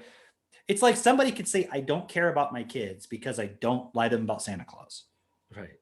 And it's like, well, my kids have all of the measurable results of being cared for. Right. And yours don't. Right. So you only are pretending to care one day of the year. This is fascinating. So I look up care, the definition. So we got the noun and the verb. I'll give you the verb first, and this is the fucked up one. Feel concern or interest, attach importance to something, right? So that's how care is being manipulated. That's like the trick. Now, the noun, there's two of them. One, the provision of what is necessary for the health, welfare, maintenance, and protection of someone or something, right? That's real care. Or two, serious attention or consideration applied to doing something correctly or to avoid damage or risk. Why is that not a verb? Serious attention. Or It's like consideration. that actual attention and consideration. Yeah, It's like called you're putting being care part. into something. Okay.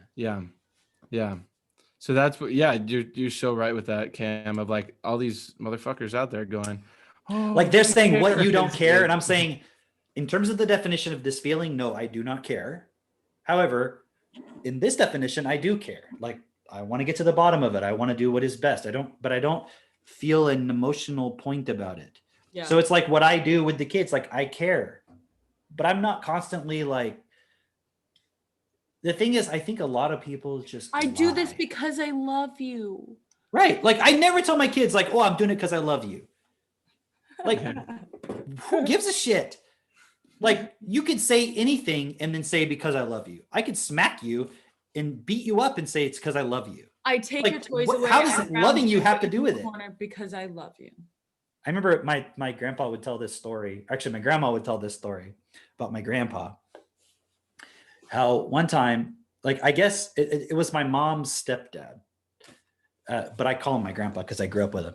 And anyway, so he never would spank the kids, as far as I understand, right? And my grandma told this story one time about how my mom was doing something that they didn't want, whatever. And when she was a kid, like little kid, and my grandpa took out his belt and he was like, okay, I have to spank you because whatever you're doing, right? And he said, I just want you to understand this is going to hurt me more than it hurts you, right?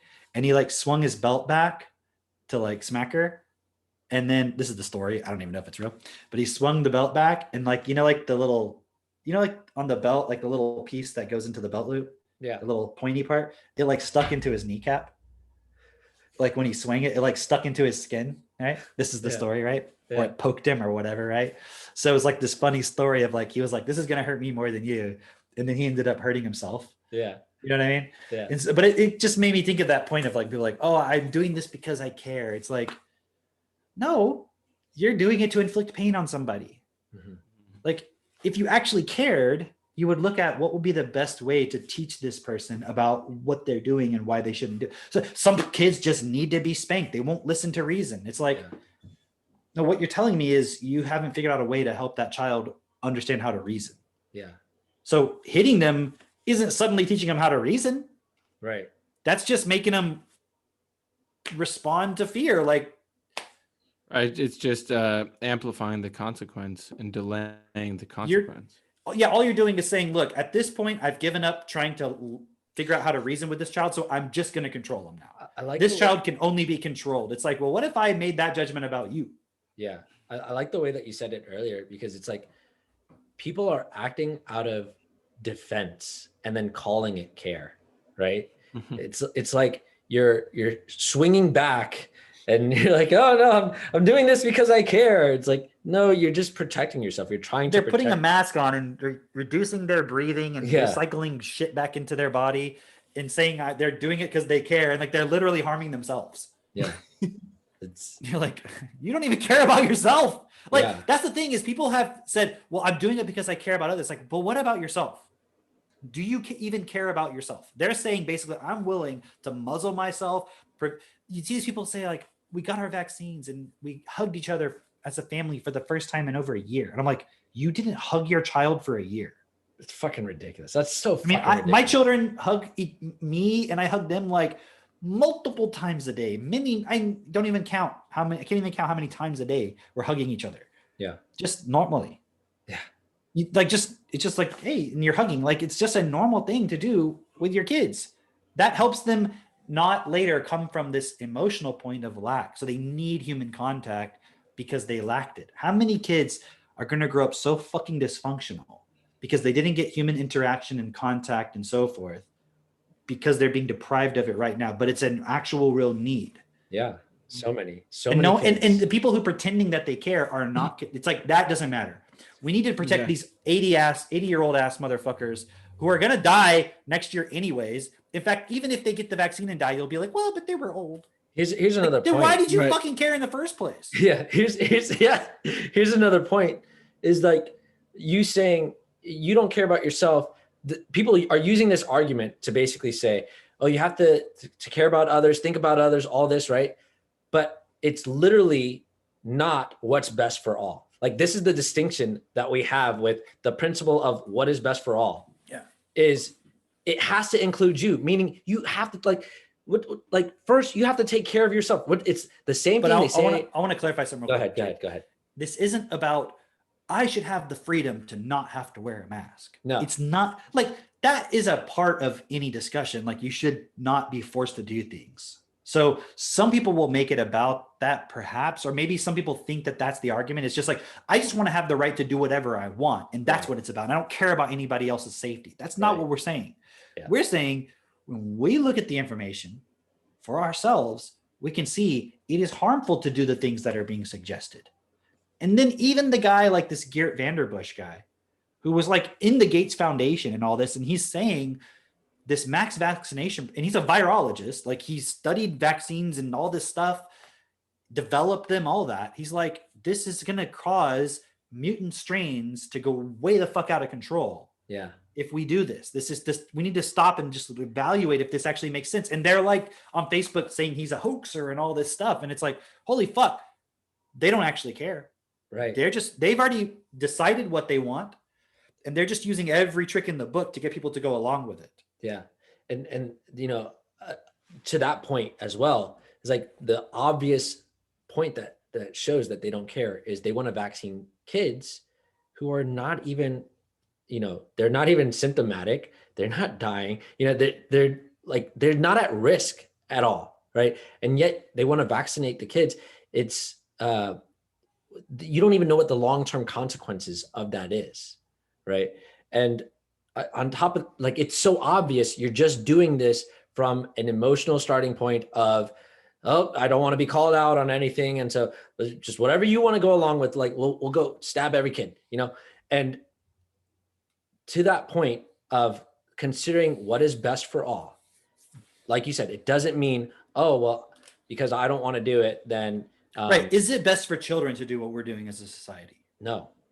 Okay. So saying that you care, you're really saying you only care about one group of people, or you care about something else. Like, what are you actually saying? It's not taking into consideration all things, the whole picture. It's not taking into consideration the children, the people who are starving because of their the way that their country is structured. They're in the periphery of. And if you cared even for a moment before the pandemic, because like what, you suddenly started caring. If you cared before, how come you weren't saying, hey, we need to look at the money system and look at the way poverty is being distributed in this world, and the fact that the money system is encouraging companies to only look at profit motive rather than actually what is nutritious in the food supply and all this. You would actually be like, we need to change a lot of things. And instead it's a reactive caring. Yes. And literally it's like the same thing as when people say like, well, what do you mean you're not putting your kids in school? How are they going to be socialized? It's like, who fucking told you that objection?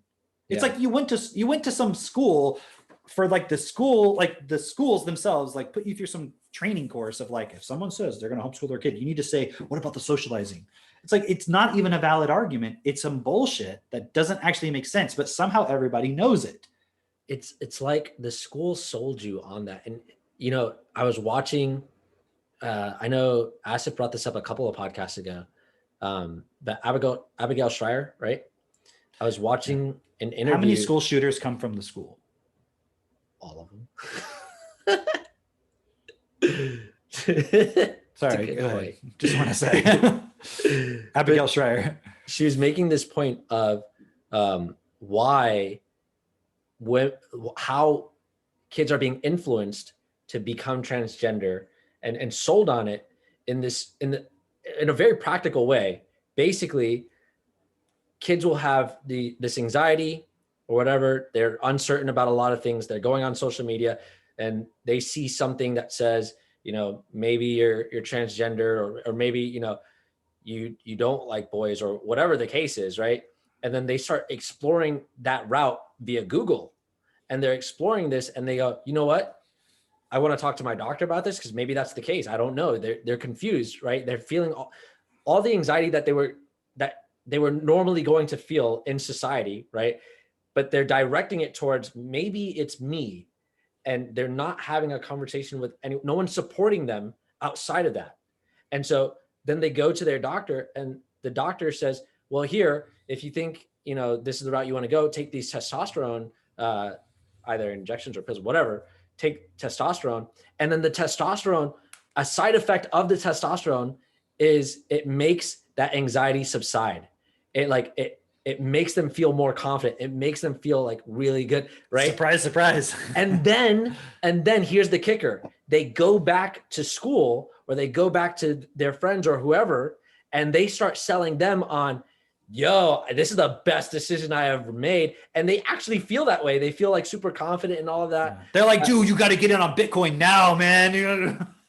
Yo, this shit is fucking lit. Everybody jump on. And so then they start like selling each other. And I'm tying this in with the point of who sold you on, you know, you have to go to school to be socialized. It's like the system itself that abused you, the school itself, you know?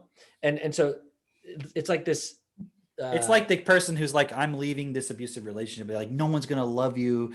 If you leave here, everyone's going to hate you. You're such a loser and all this stuff. And it's like telling parents that if you educate your kids at home, they're not going to understand social skills. It's like, but so you don't understand social skills? Dude, that's such a great point. It is exactly that. It's like, if you educate your kid at home, who's going to love your kid? No one's going to love your kid. You gotta bring them back to us, you know? And like, you're getting slapped around by the school. And it's like, but it's kind of like, if you put your kids in school, aren't they just going to end up exactly like you?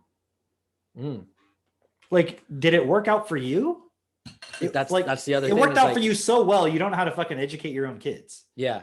And you don't know how to teach them social skills. But people say like, well, I turned out okay. I'm fine. You know, think about this. What kid went through school and at the end of it, they could go to a banquet and know how to use all the utensils and how to use all the proper etiquette? None. So it didn't socialize you to be in the highest level of society. Are we talking about like an etiquette school? That's what I'm saying though. Like, it literally socializes you to be in the lower classes. That is the Mhm. purpose of school. That's why people who are wealthy put their kids in the private schools so that they're not around your kids and around your people. You know, There's a reason for this. what's funny at my school, a lot of the kids at my level did go through some like etiquette school. Like they all went to the same etiquette school. I know that. I remember Wait, that. these were kids in the public school that also went to etiquette school? So my public school had a magnet program that Right. attracted all the really intelligent, and it was in a wealthy neighborhood as well.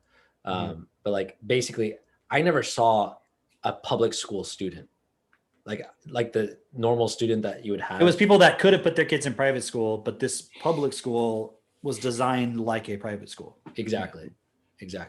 Yeah. And so they were going to, I forget what it was called. It was like some fancy fucking name that I was like, that sounds weird. Like But- cotillion or something? Yeah, Or- there it was. Yeah. Yeah, there it was.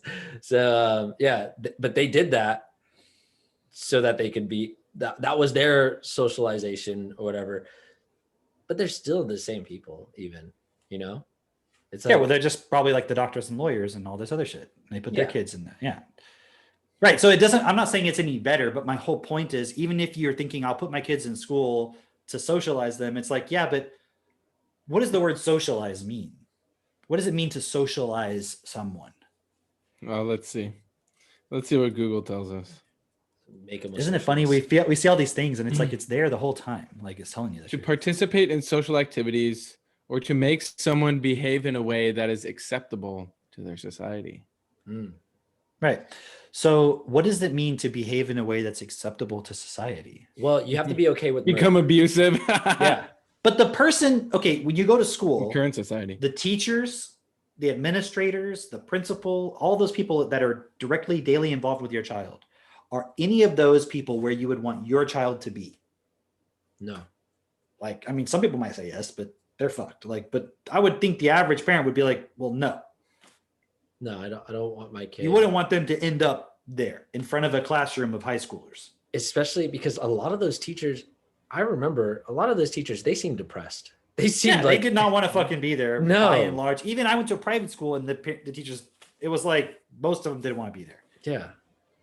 Like, and that's not who I would want my child to be like, not just from the starting point of they were depressed, but like just looking at their lives, looking at their health, looking at everything about them is like, that's not living. That's not life. That's like, and it's not that I don't want my If- child As to a live parent, living. look, as a parent, Yeah.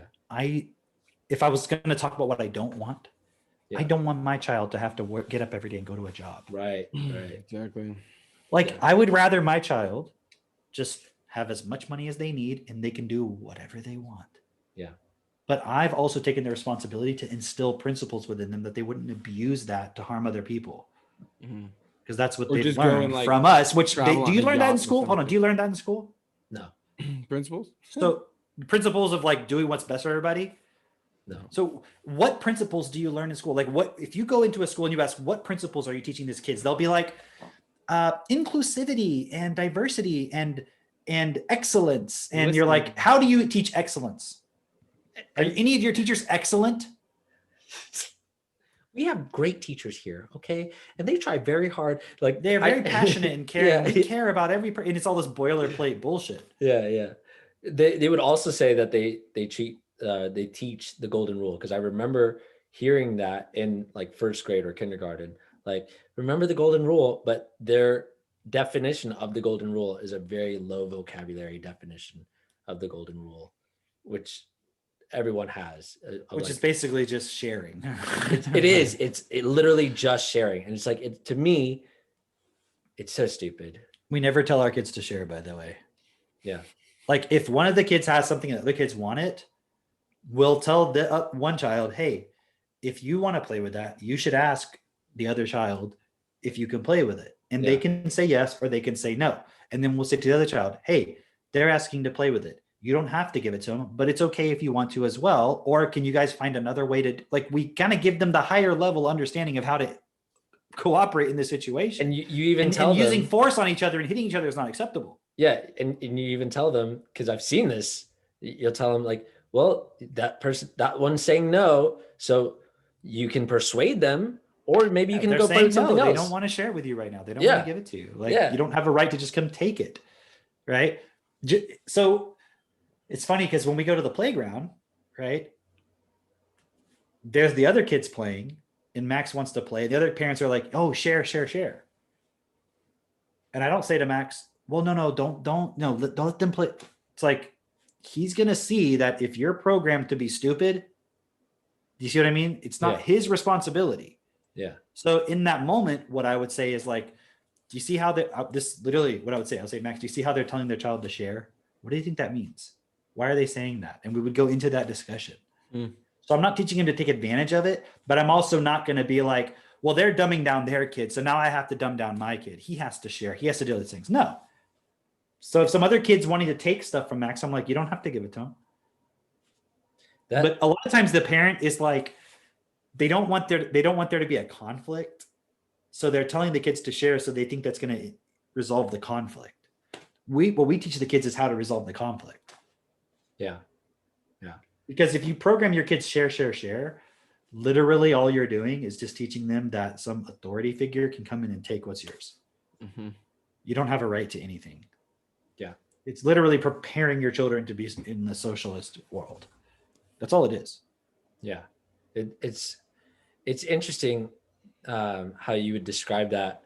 Like you would do that in front of the other parents. I know because I've seen you. It depends on the context, right? Because it's like if that person's not gonna be able to handle it, then I would just intervene and then explain later if I have to. It just depends on the context, right? But in some cases, like if I can see they're not going to react unnecessarily, because I'm more looking at how that's going to influence my child.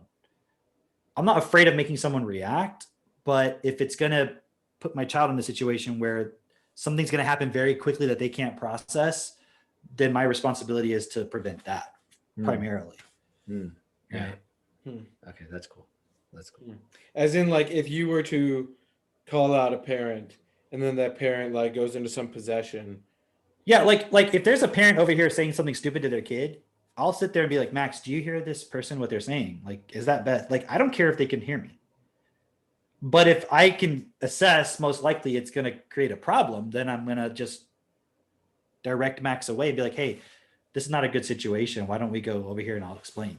And then I might explain, so I would I'm not stupid about it. Yeah.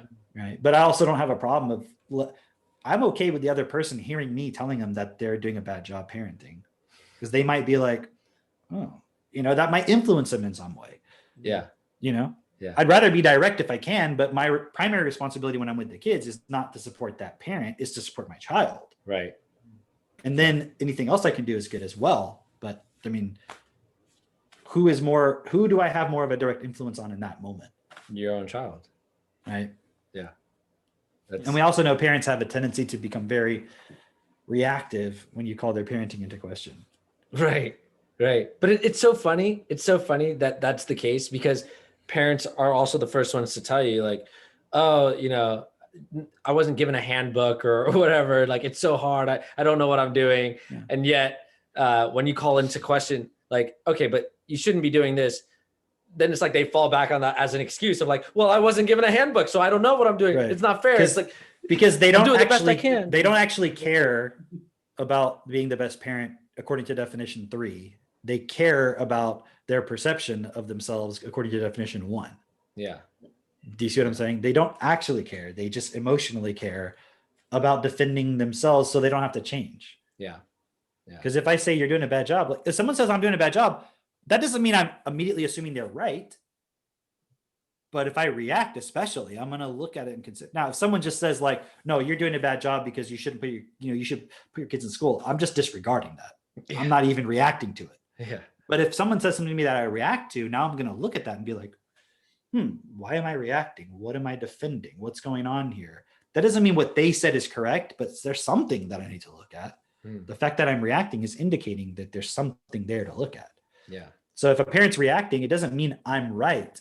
It means you're reacting. You're not a emotionally stable, mature adult. Yeah. You're a child. Like in the negative sense of the word child, like you're reacting. You're immature. So the very fact that you're reacting by me calling your parenting into question shows that you're a shitty parent. That's not a personal judgment. If I'm reacting, I'm a shitty parent. How can I possibly be an effective parent if I am allowing myself to participate in reactions? Yeah. That means I'm reactive. That means I'm not self-directive. I'm therefore not the authority anymore. So I'm accepting that of myself. And the problem is people don't like being called out because they believe deep down they can't change or they don't want to. So I don't have a problem calling people out. I don't have a problem people calling me out because I know everybody in this situation can take responsibility and change. So when you look at the programming in society right now, the marketing that's being done, it's like, don't offend anybody because we want everyone to believe you're a victim to your birth and your circumstances and you can't change. So just keep everybody's opinions intact because none of that can change. Yeah. That's self-honesty right there. That's really cool. Mhm. That's that kind of just reminded me of like, I was listening to a Kanye song I hadn't heard before. And in that song, he's just like ad-libbing or whatever. And he says that his daughter was told that she's black and her mom's white, right? And just looking at how, and told by her teacher, her fucking teacher, right? And he was looking at that. Kanye has his kids in school? Yeah, well, apparently on this song, right?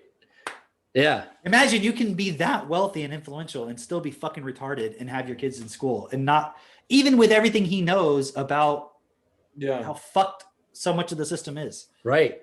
Imagine these people who are like, I love seeing these videos where it's like, these parents are taking a stand and calling out this transgender curriculum in schools. And I'm like, you still have your kids in school. You're fucking retarded. Right. You're upset that the people you're giving your kids to are not educating them so now you get to decide how they're educated. But I thought the whole reason you had them in there is because you don't know, you're not the expert. Then shut the fuck up. Like, are you the authority or not? Right. And if you are, why don't you take responsibility? Because if you can see for even a moment that they can impose this weird shit on your kids, what about that moment where the teacher reacts to something like a spider or anything? Any kind of thing that the teacher says that's stupid. What if they just say something like, well, I really think that, you should always save your money because, you should always save money and never spend money or something. Like, that's programming your child. Yeah, or like every little it's thing they say. It's not possible that you can learn everything or something, right? Yeah, Where, just anything, or like, some people are just smarter than others, or just something, like any little tiny thing. And it's inevitable that shit's gonna happen because they're spending 8 hours a day. Right. It's like you might as well object to the fact that your child is being trained for life by someone who's incompetent at life. Yeah. If you're going to complain about any of it, you might as well complain about, and that's, really what we've been saying, isn't it? Like, take full responsibility. So it's funny because you'll see those little videos as if people are standing up, and it's like, no, you're not. And it almost, it's an emotional thing. So it gets you on the emotional side where you're now sold on the idea that, oh, people are standing up, so it's all good. No, there's definitely people standing up. People are waking up. It's like, no, they're not. Because if they just stopped doing all the critical race theory, they'd keep their kids in school and they would still be stupid and they still couldn't read. And we'd still end up at this point. Exactly. It would come right back to this because all those people who are doing all of this all went through the same system you're putting your kids in. Right. That's what people don't understand is that is what leads to this. Like, we've already gone down the whole path, and you can say, no, it's the BLM or the whatever that led to this. Where did that come from? Like, it comes from the system itself. This is what the evolution of that system is. It's like, we've had this conversation before of like communism or socialism. It comes from capitalism. Like, capitalism, the natural progression is, if it keeps going this route, we're going to get to communism. We can already see that as far as those at the top saying, oh, now, we need to push for everyone to have, I don't know, whatever the fuck they're saying, tax breaks or the wealthy should be taxed more or whatever. Socialism. Yeah. And basically like giving a little stipend or basic income to everybody with caveats, and they're not going to give up their businesses. They're creating even bigger and stronger trusts between themselves. We know that they are coordinating between their massive corporations. They're coordinating on a level that is like unseen, unheard of. And you can actually see it. If you have a brain, you have eyes, you can see, oh, obviously they're connected with these people over here, because why all of a sudden do all these companies want to go along with this movement, with this specific movement that, and it's supposed to be counterculture. Okay, counterculture, and every major corporation is behind it, and the government, and like, come on, that's not counterculture. Like, you're being fed propaganda. And well, people clearly, believe it because they believe the hippies were counterculture, and it's like, you weren't the counterculture. You were just the next point of pushing feminism and sexual liberation, and like, there's good that can come with all this stuff. Just like even with everything happening right now, there's a lot of discussion about inequality. Yeah, that's really cool. Yeah, but there's still not yet mainstream wise a discussion of the solution, because the mainstream doesn't want to lose their power and control. So it's ironic that the power structures are saying we need to dismantle the power structures, but they're saying it in a way where their power structure will never actually be challenged. Right. And that's the other thing, is like, that's a low vocabulary understanding of inequality, like what we have going on today right now, because you're just looking at the first surface, the first level, just, I can see these things and that's what's inequality. Well, okay, again, why not consider the whole picture, where all these people don't even have their basic needs met? That's real inequality. Don't even have a proper education. Like, you can't make a proper decision if you don't know all the consequences, or you don't know all the ramifications. You don't have all the understanding, the education that somebody else does. It's not a fair fight at all by any means, right?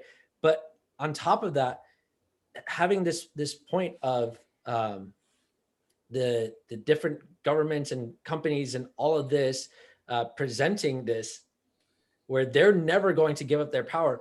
I can't remember who I was watching talk about this, but they were saying, oh, that's who it was.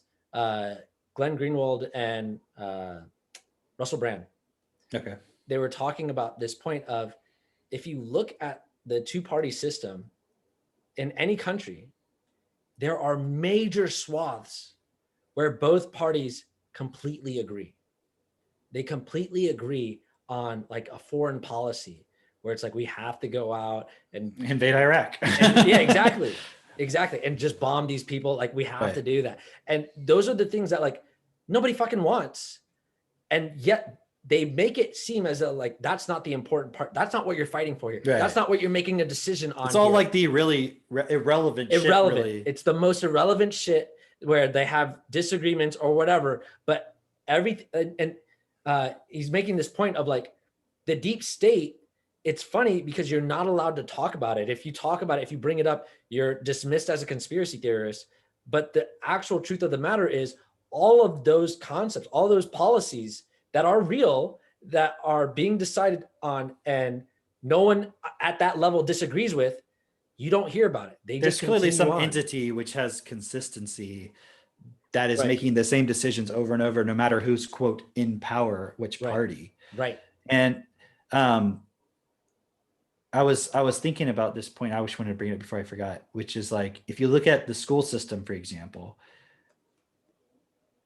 and then you look at, for example, where did the doctor go to school? Mm-hmm. He went to, let's say you have a public school, right? Mm-hmm. This public school produces a doctor sometimes, right?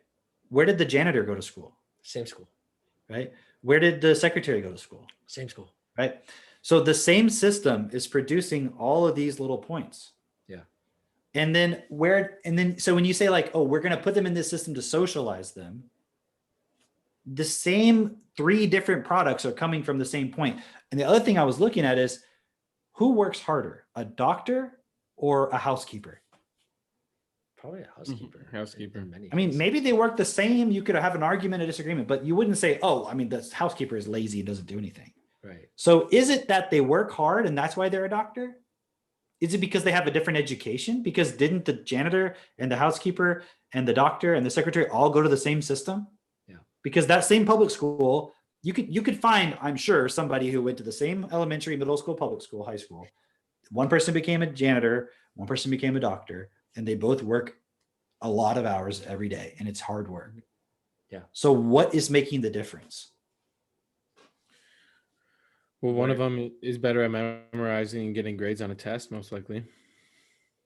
Yeah, their home environment, like their what they were born with, their genetics, and how their parents educated them before they even got to school.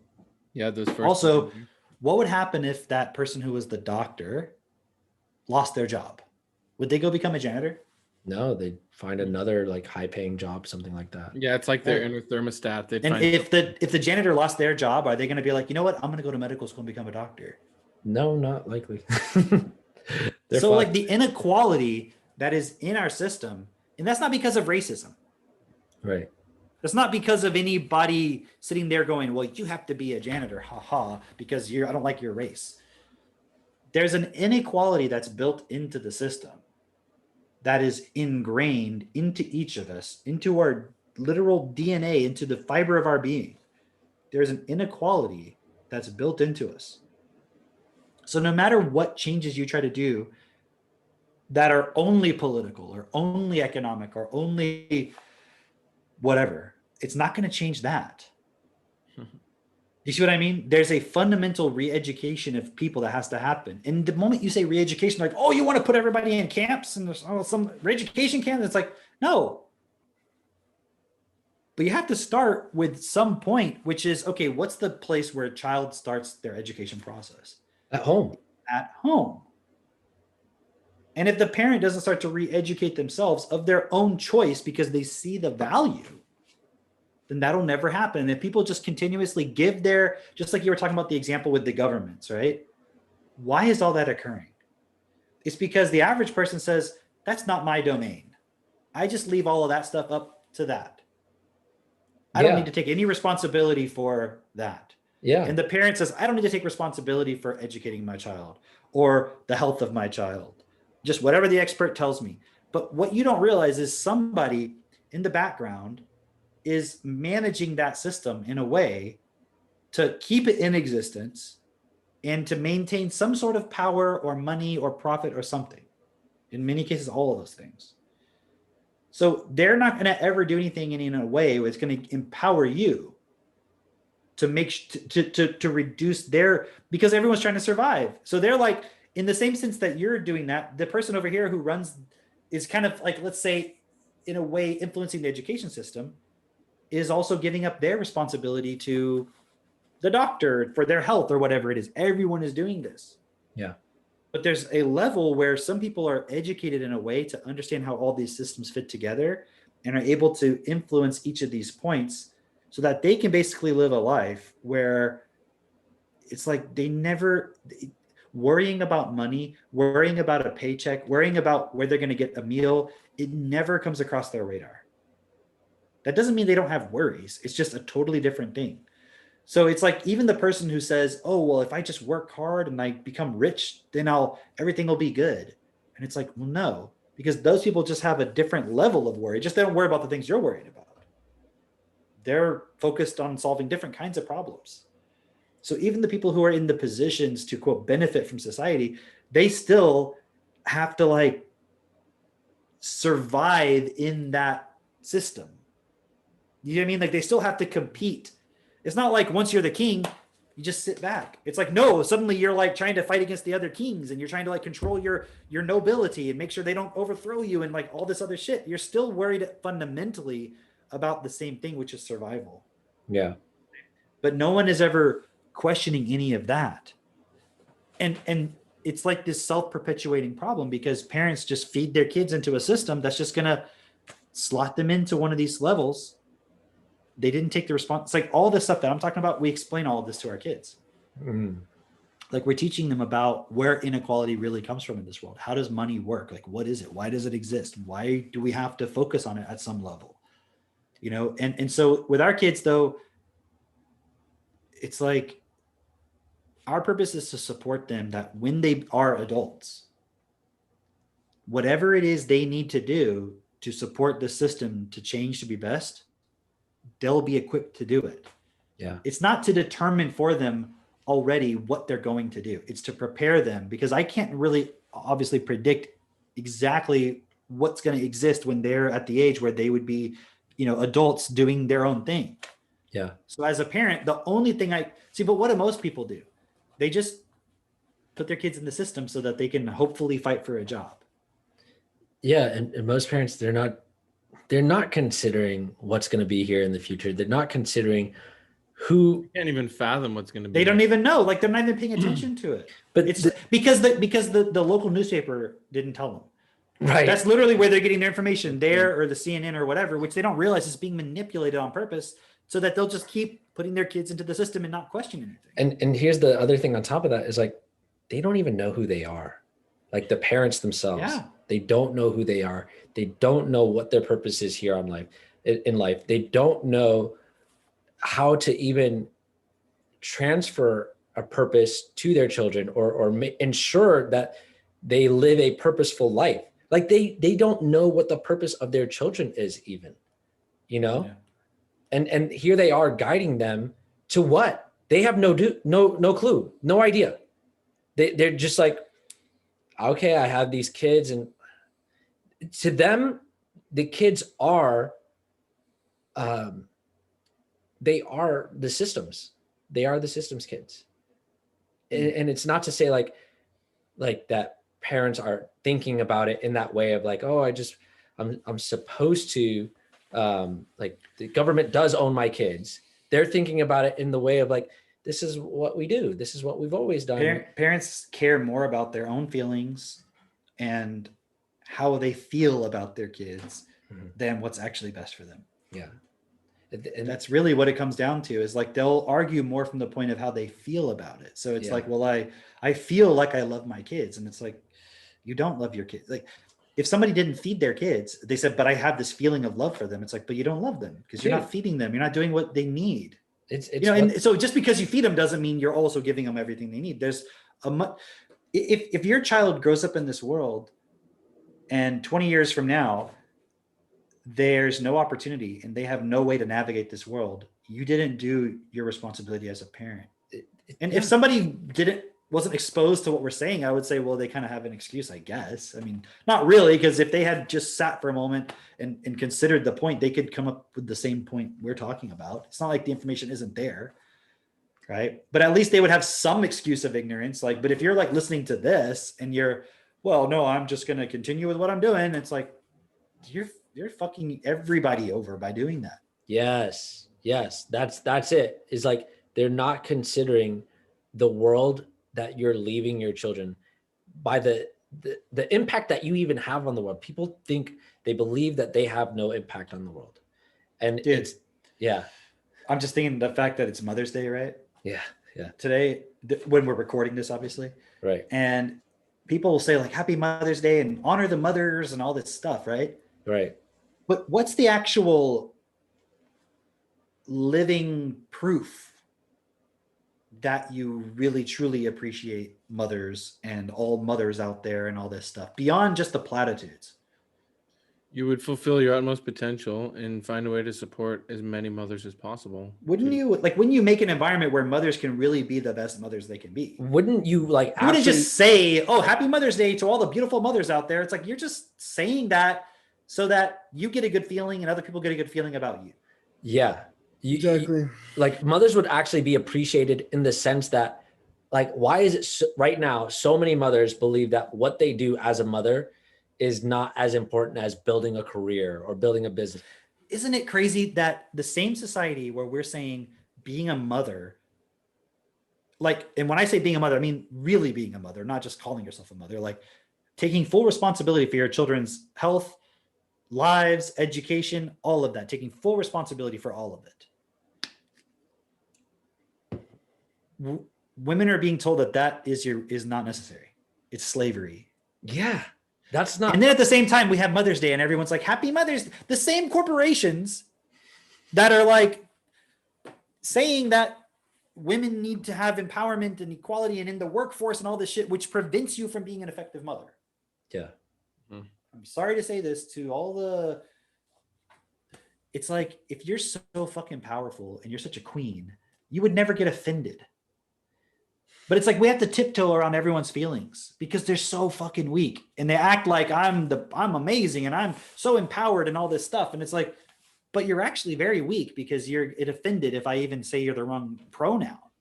You're you're not, if you change your gender, it should empower you to be stable.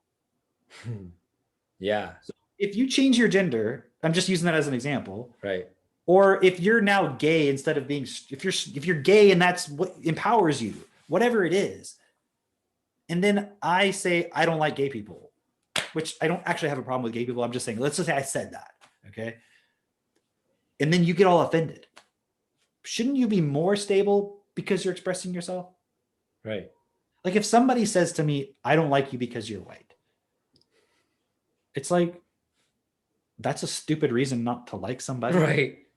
Like, I'm not like, oh, how dare you? Right. In the same sense, if a black person is told that they're not worth something because they're black, if they were stable, it wouldn't cause a problem. Here's the thing. They're not supported to be stable. No, I know that. I know that. 'cause Nobody is. Yeah. Yeah. And the problem is right now you have a lot of even white people who are like, it's so funny because we're watching the whole thing, like the whole tables being turned, so to speak, Right. right? Where it's like, oh, white is now bad, black is the best. If you're black, you're amazing. If you're white, you're not amazing. And you need to just get in the back and not say anything or whatever it is, right? And then the white people are like, we're being treated like second class. It's like, we're just going through the exact same cycle again. Yeah. So protesting it's not the solution. Right. I like to push back on these things because it's just like pointing out the absurdity of everything. For anybody who has any doubt whatsoever that there's no solution being given in the system, it's not the racism thing, it's not the trans thing, it's not the anti-racism, it's not the anti-racism, it's none of those things. None of those things are the solution, because the fact that you're defining yourself as white, Yeah. the fact that you're defining yourself as this or that, you're missing the point. Here's something I want to add in here. It's also not just the corporations putting this out or the government or whatever. It's like they're putting that out because that's what you're responding to. That's what we as a society. And then it's also to say that it's not, you can't just blame, oh, it's society's fault. It's you, the individual, you, me, all of us. Like if you actually see that this is stupid, then you have a responsibility to stop it, because otherwise you're just participating in it too. You're part of the problem as well. If you're looking at it and you're going, oh, it's those corporations, it's that government, it's those, that political party, or these people of that color, or whatever the fuck you're thinking it is. It's not that. It's like when people get upset that like LeBron James said this, or some who gives a celebrity fuck? said something, and it's like, I just want you to play basketball because I want to just be entertained by you playing basketball. And it's like, oh wait, you thought that the people creating the NBA and paying all this money to LeBron and all this stuff were just actually genuinely cared about entertaining you? Was that the impression you were under? They were doing that because it makes them money.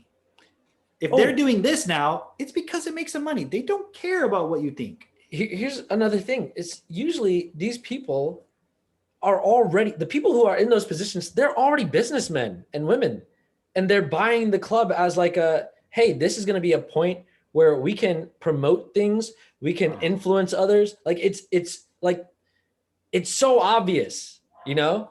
It's not so much of like, maybe they enjoy basketball. Who knows, right? Some of them, No, they're doing it from a strategic perspective. Yes, they're running a business. Right. Like when you buy a basketball team, it costs millions and hundreds of millions of dollars, you know, and most of the people that own these clubs are billionaires. And so they're looking at it from the starting point of, I'm running a business. And if they're losing money on that business, you can bet your ass that it's because it's providing some marketing for them, you know, because like in some other way, it's paying off. They're like, these are people who, for instance, look at philanthropists and their charities where they're just giving away all this money. Okay, you're going to tell me that if you give hundreds of millions to this organization called the World Health Organization, you're not going to have an influence in what they do and the decisions that they make? You know, like if you're the second largest donor after the US, you're going to tell me that's not going to have an influence? You're not just giving away money. I was talking with this guy and he was saying how he was offered $3 million to buy a building. This guy was a pastor of a church, and he was saying he was offered $3 million so that he could buy a building for his church or whatever. And he said, the person who was offering him the money, they said, I'll give you the money. The only thing I want you to do is I want you to change one thing. You know how there's like the smoke machines in church and everything? I don't want the smoke machine. You have to get rid of the smoke machine, right? And the guy thought it was like a really weird request. The pastor thought it was a really weird request. And so he like talked it over with like, you know, his other church people, whatever. And he came back and he said, I'm not going to do it. If that's the stipulation, I'm not going to do it. Gotta have my smoke machines. No. And he said, like, I really don't care about the smoke machines. He's like, you got to understand, church is all about smoke and mirrors. It's all about smoke and mirrors. You're breaking it down, man. You stop. but yeah, he was saying basically the way he perceived it is this guy is buying influence into his church. Yeah. And so it starts off with, hey, here's 3 million to get rid of some smoke machines. And then the next thing is like, oh, and then change this. I gave you money. Yeah. I'll give you more. Get Now rid of do the this. Jesus. Let's bring in that Lucifer guy a little bit more. Yeah.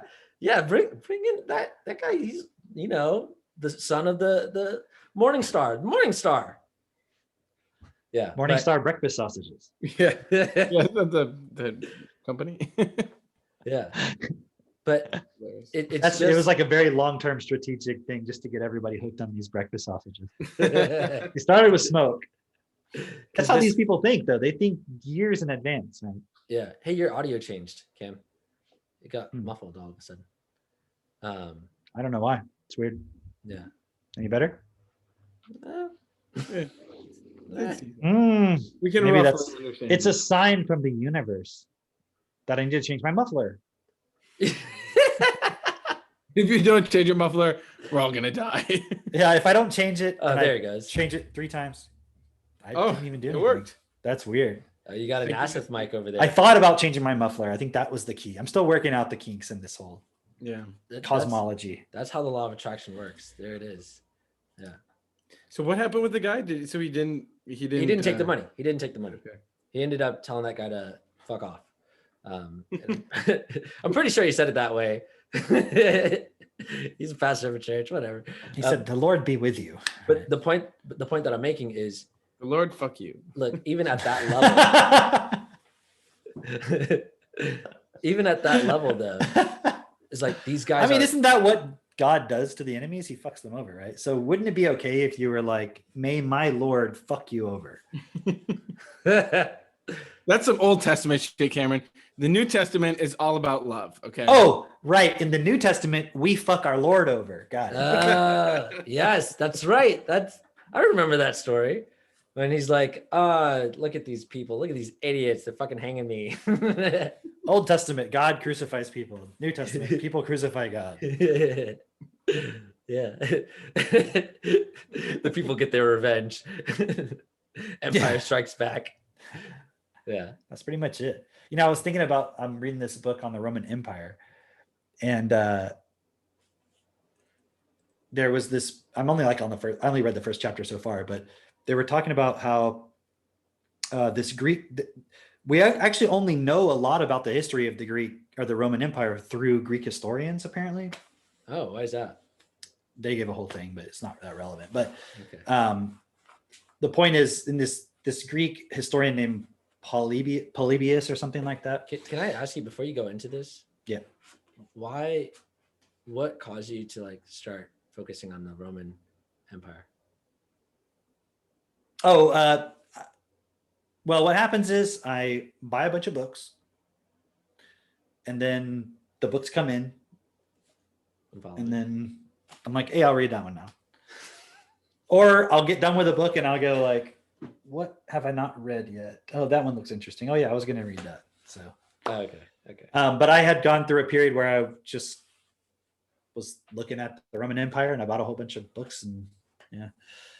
But there was a specific one about from Camille Paglia, and she had, there's a really cool interview on YouTube. I don't remember what it was called, but she talks about how all this stuff that's going on right now in our world was literally happening at the fall of the Roman Empire. So I was like, well, when you're in school, you learn about these things, but it's like one chapter, Right. of like hundreds of years of history. So I'm like, I'd rather read a whole book about all of that. It's Right, like you get the details that you don't, because Would okay, be you guys so went to cool school, if everyone thought like that though, because if everyone could actually read, right? but most people are gonna be like, I can barely read like anything more than a social media My post. 4-year-old can read the book. Yeah, Dude, All right, I so can't even read social that's the media world we're posts. creating. Yeah. Where that's normal. People look at a long form text on Facebook and they're like, no, fuck that. Yeah, when it's like click this for Yeah, more. see more is like, nope, not gonna do It's that. like literally the opposite of the headline. Yeah. But what was really cool about it was Camilla Paglia was making this point that all the stuff that we're seeing now was prevalent at the fall of the Roman Empire, and there's a lot of reasons for that, and it has to do with why it's collapsing and so forth. So kind of showing that everything is collapsing. And what's fascinating is in this book I was reading, it's called The Storm Before the Storm. And it was explaining how the Greek historian, he felt that the Romans had the best form of government because it handled all three of the major points. Like there's 3 types of government. There's the dictatorship, there's the rule by the aristocracy, and then there's the rule by the people, which is like democracy, right? And they were explaining how Aristotle had outlined these 3 things and said each one of them in its own way will always lead to some sort of tyranny or some sort of collapse. Sure. Like dictatorship, obviously, the problem is there. People will get upset. The aristocracy will always rise up and try to overthrow the dictator. The aristocracy will cause problems. Even the democracy will lead to mob rule and anarchy and all this stuff. And they were saying that the Romans had figured out a system where you have all 3 together, and it was the perfect balance of those, because you had the executive, which was like the dictatorship, except they had I'm trying to remember, I think they were called consuls, but I might have the name wrong. But there was like 2 of them, and they shared power equally, and they could veto each other. And then only in times of great distress, they could appoint an individual who would basically be the dictator, but it could only be for 6 months at a time. Okay. And they also had a law that was passed by the Senate. So the Senate was made up originally of 100 of the old people who were like the wise people, and then it was passed down. So it's like you had the sort of nobility aristocracy was like the Senate. You had the dictator, which was like the 2, I think they were consuls, but I could be wrong about the name of it. And then you also had the plebeians, which they called the assembly, and there was 3 parts of that, but that was basically like the people, the democratic form. And so you had all 3 of these working together. Is that where the Right. word pleb comes from? Right, exactly, right? And it's similar to how ours works, except It'd be because they'd be like the Congress. the right? assembly wrote the laws, so it's kind of similar in that regard, but the Senate, it's not exactly, but you can see that there's obvious parallel to how our United States government's structured. But going back to that point about the dictator, they said no one ever abused it because there was also a law passed that any citizen at any time could murder anybody who was acting like a dictator. So like basically it was like legal that if somebody was starting to overstep their bounds and become a dictator, like anybody could murder them. So they were like, nobody ever abused this point. What? Because what would they do nowadays if people are like, oh, that Trump guy is a dictator? Oh yeah, I know. Right. Interesting. Anyway, so it's really fascinating though, because you see a lot of parallels, and I'm not that far into the book. Obviously I kind of, spoiler alert, Roman Empire falls, right? But Damn it, I was gonna read that one. I know I don't have a science fiction book to spoil because I got this really thick, dense one that I'm reading now. So it'll be probably a week or so before I got that one done. I'll spoil that one. But yeah, it was just really interesting because even as much as the parallels with like the transgender and all that kind of stuff that Camille Paglia was talking about, even the government and all that stuff, and also like the types of wars that were occurring, the inequality in society, everything that was occurring. In fact, if I read the back of the book, if I don't tell you this is talking about ancient Rome, you would think it's talking about today. Oh wow. Right? I mean, literally, it's like just describing what's going on. But why did I bring that up? There was a reason I brought it up. I guess just because it was interesting that the structures of their society was supposed to be the perfect balance. and yet it still couldn't work. Because I think what eventually happened was the Senate got way too much power, and it had to do with the wars they were fighting. They started accumulating more power, and then eventually it was like the whole thing kind of started to fall apart and everything. But also there's a lot more in that.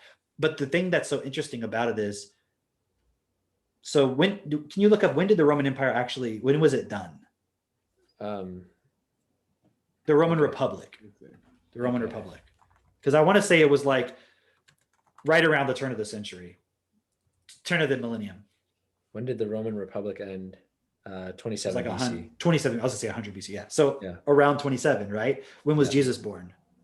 Well, wouldn't that just be 0? Right.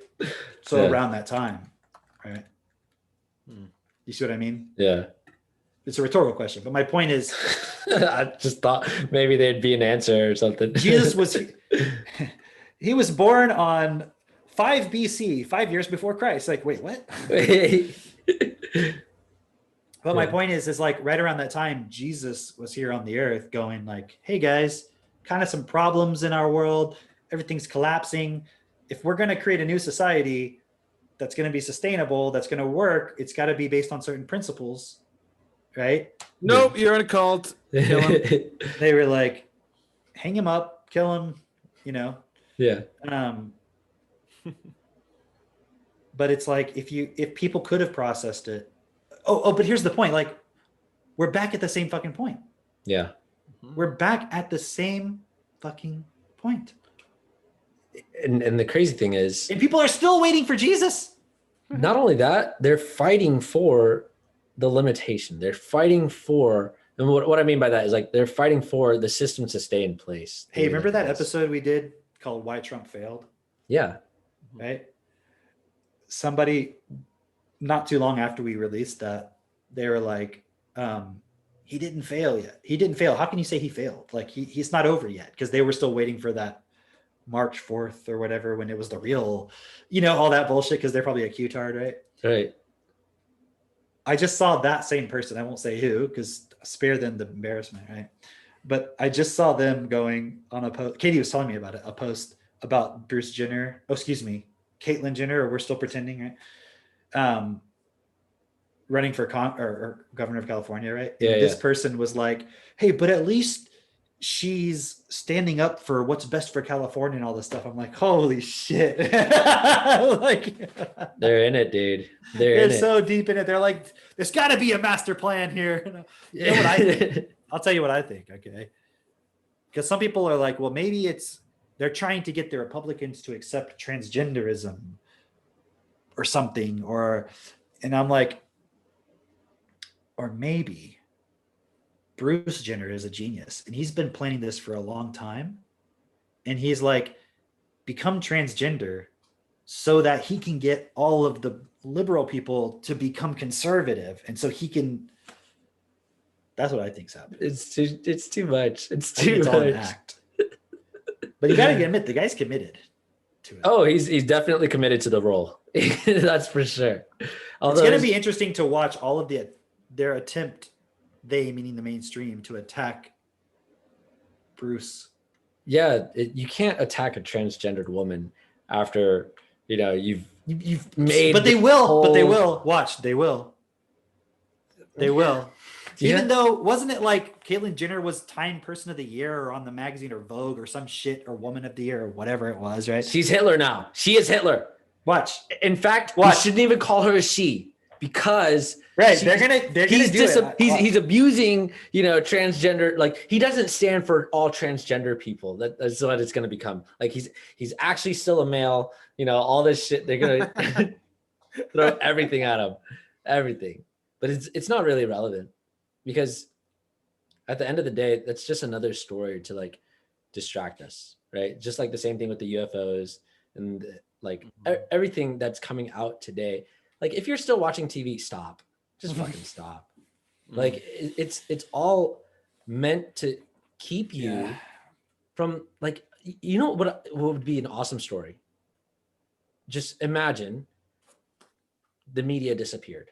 Media as in like everything that we're using to entertain ourselves, to tell ourselves these stories of like what's going on in this part of the world, that part of the world. it all just disappeared. Right. And then you had to go out and talk to other fucking people. Mhm. Like all of this shit would just, I'm not going to say it would all go away, but it would be a reset button. Oh, you know how they've been saying how people are like not trusting the media as much, Yeah. right? Yeah. But then that is what's occurring.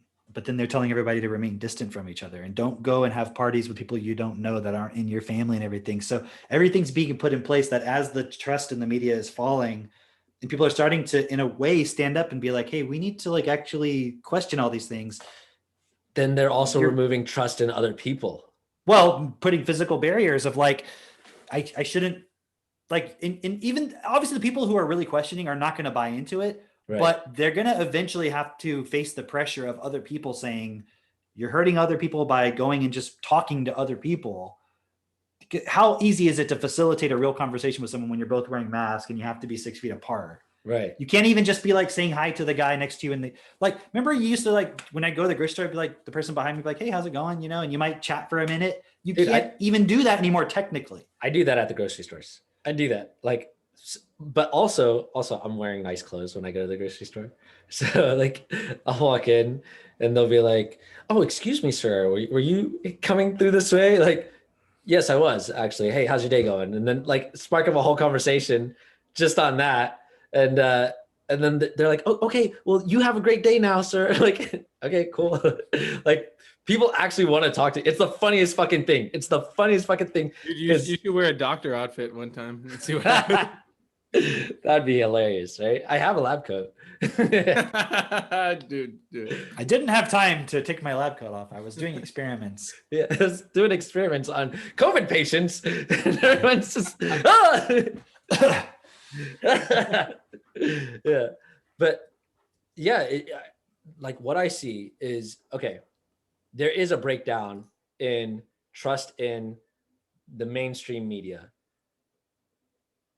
And also, it's funny because like that's almost like the last vestige of people seeking information, really, because other than that, people are just going on YouTube and they're just doing it to entertain themselves as well. They're not reading books. And then the last thing outside of watching mainstream media for news or whatever would be talking to people. And then if you actually talked to people and they challenged you, this is a point I actually wanted to bring up earlier.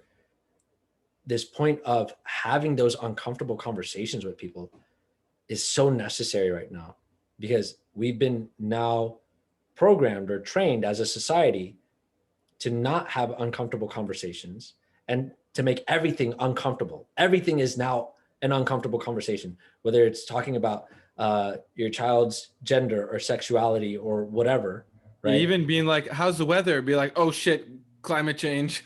Yeah, all of that stuff is now an uncomfortable topic.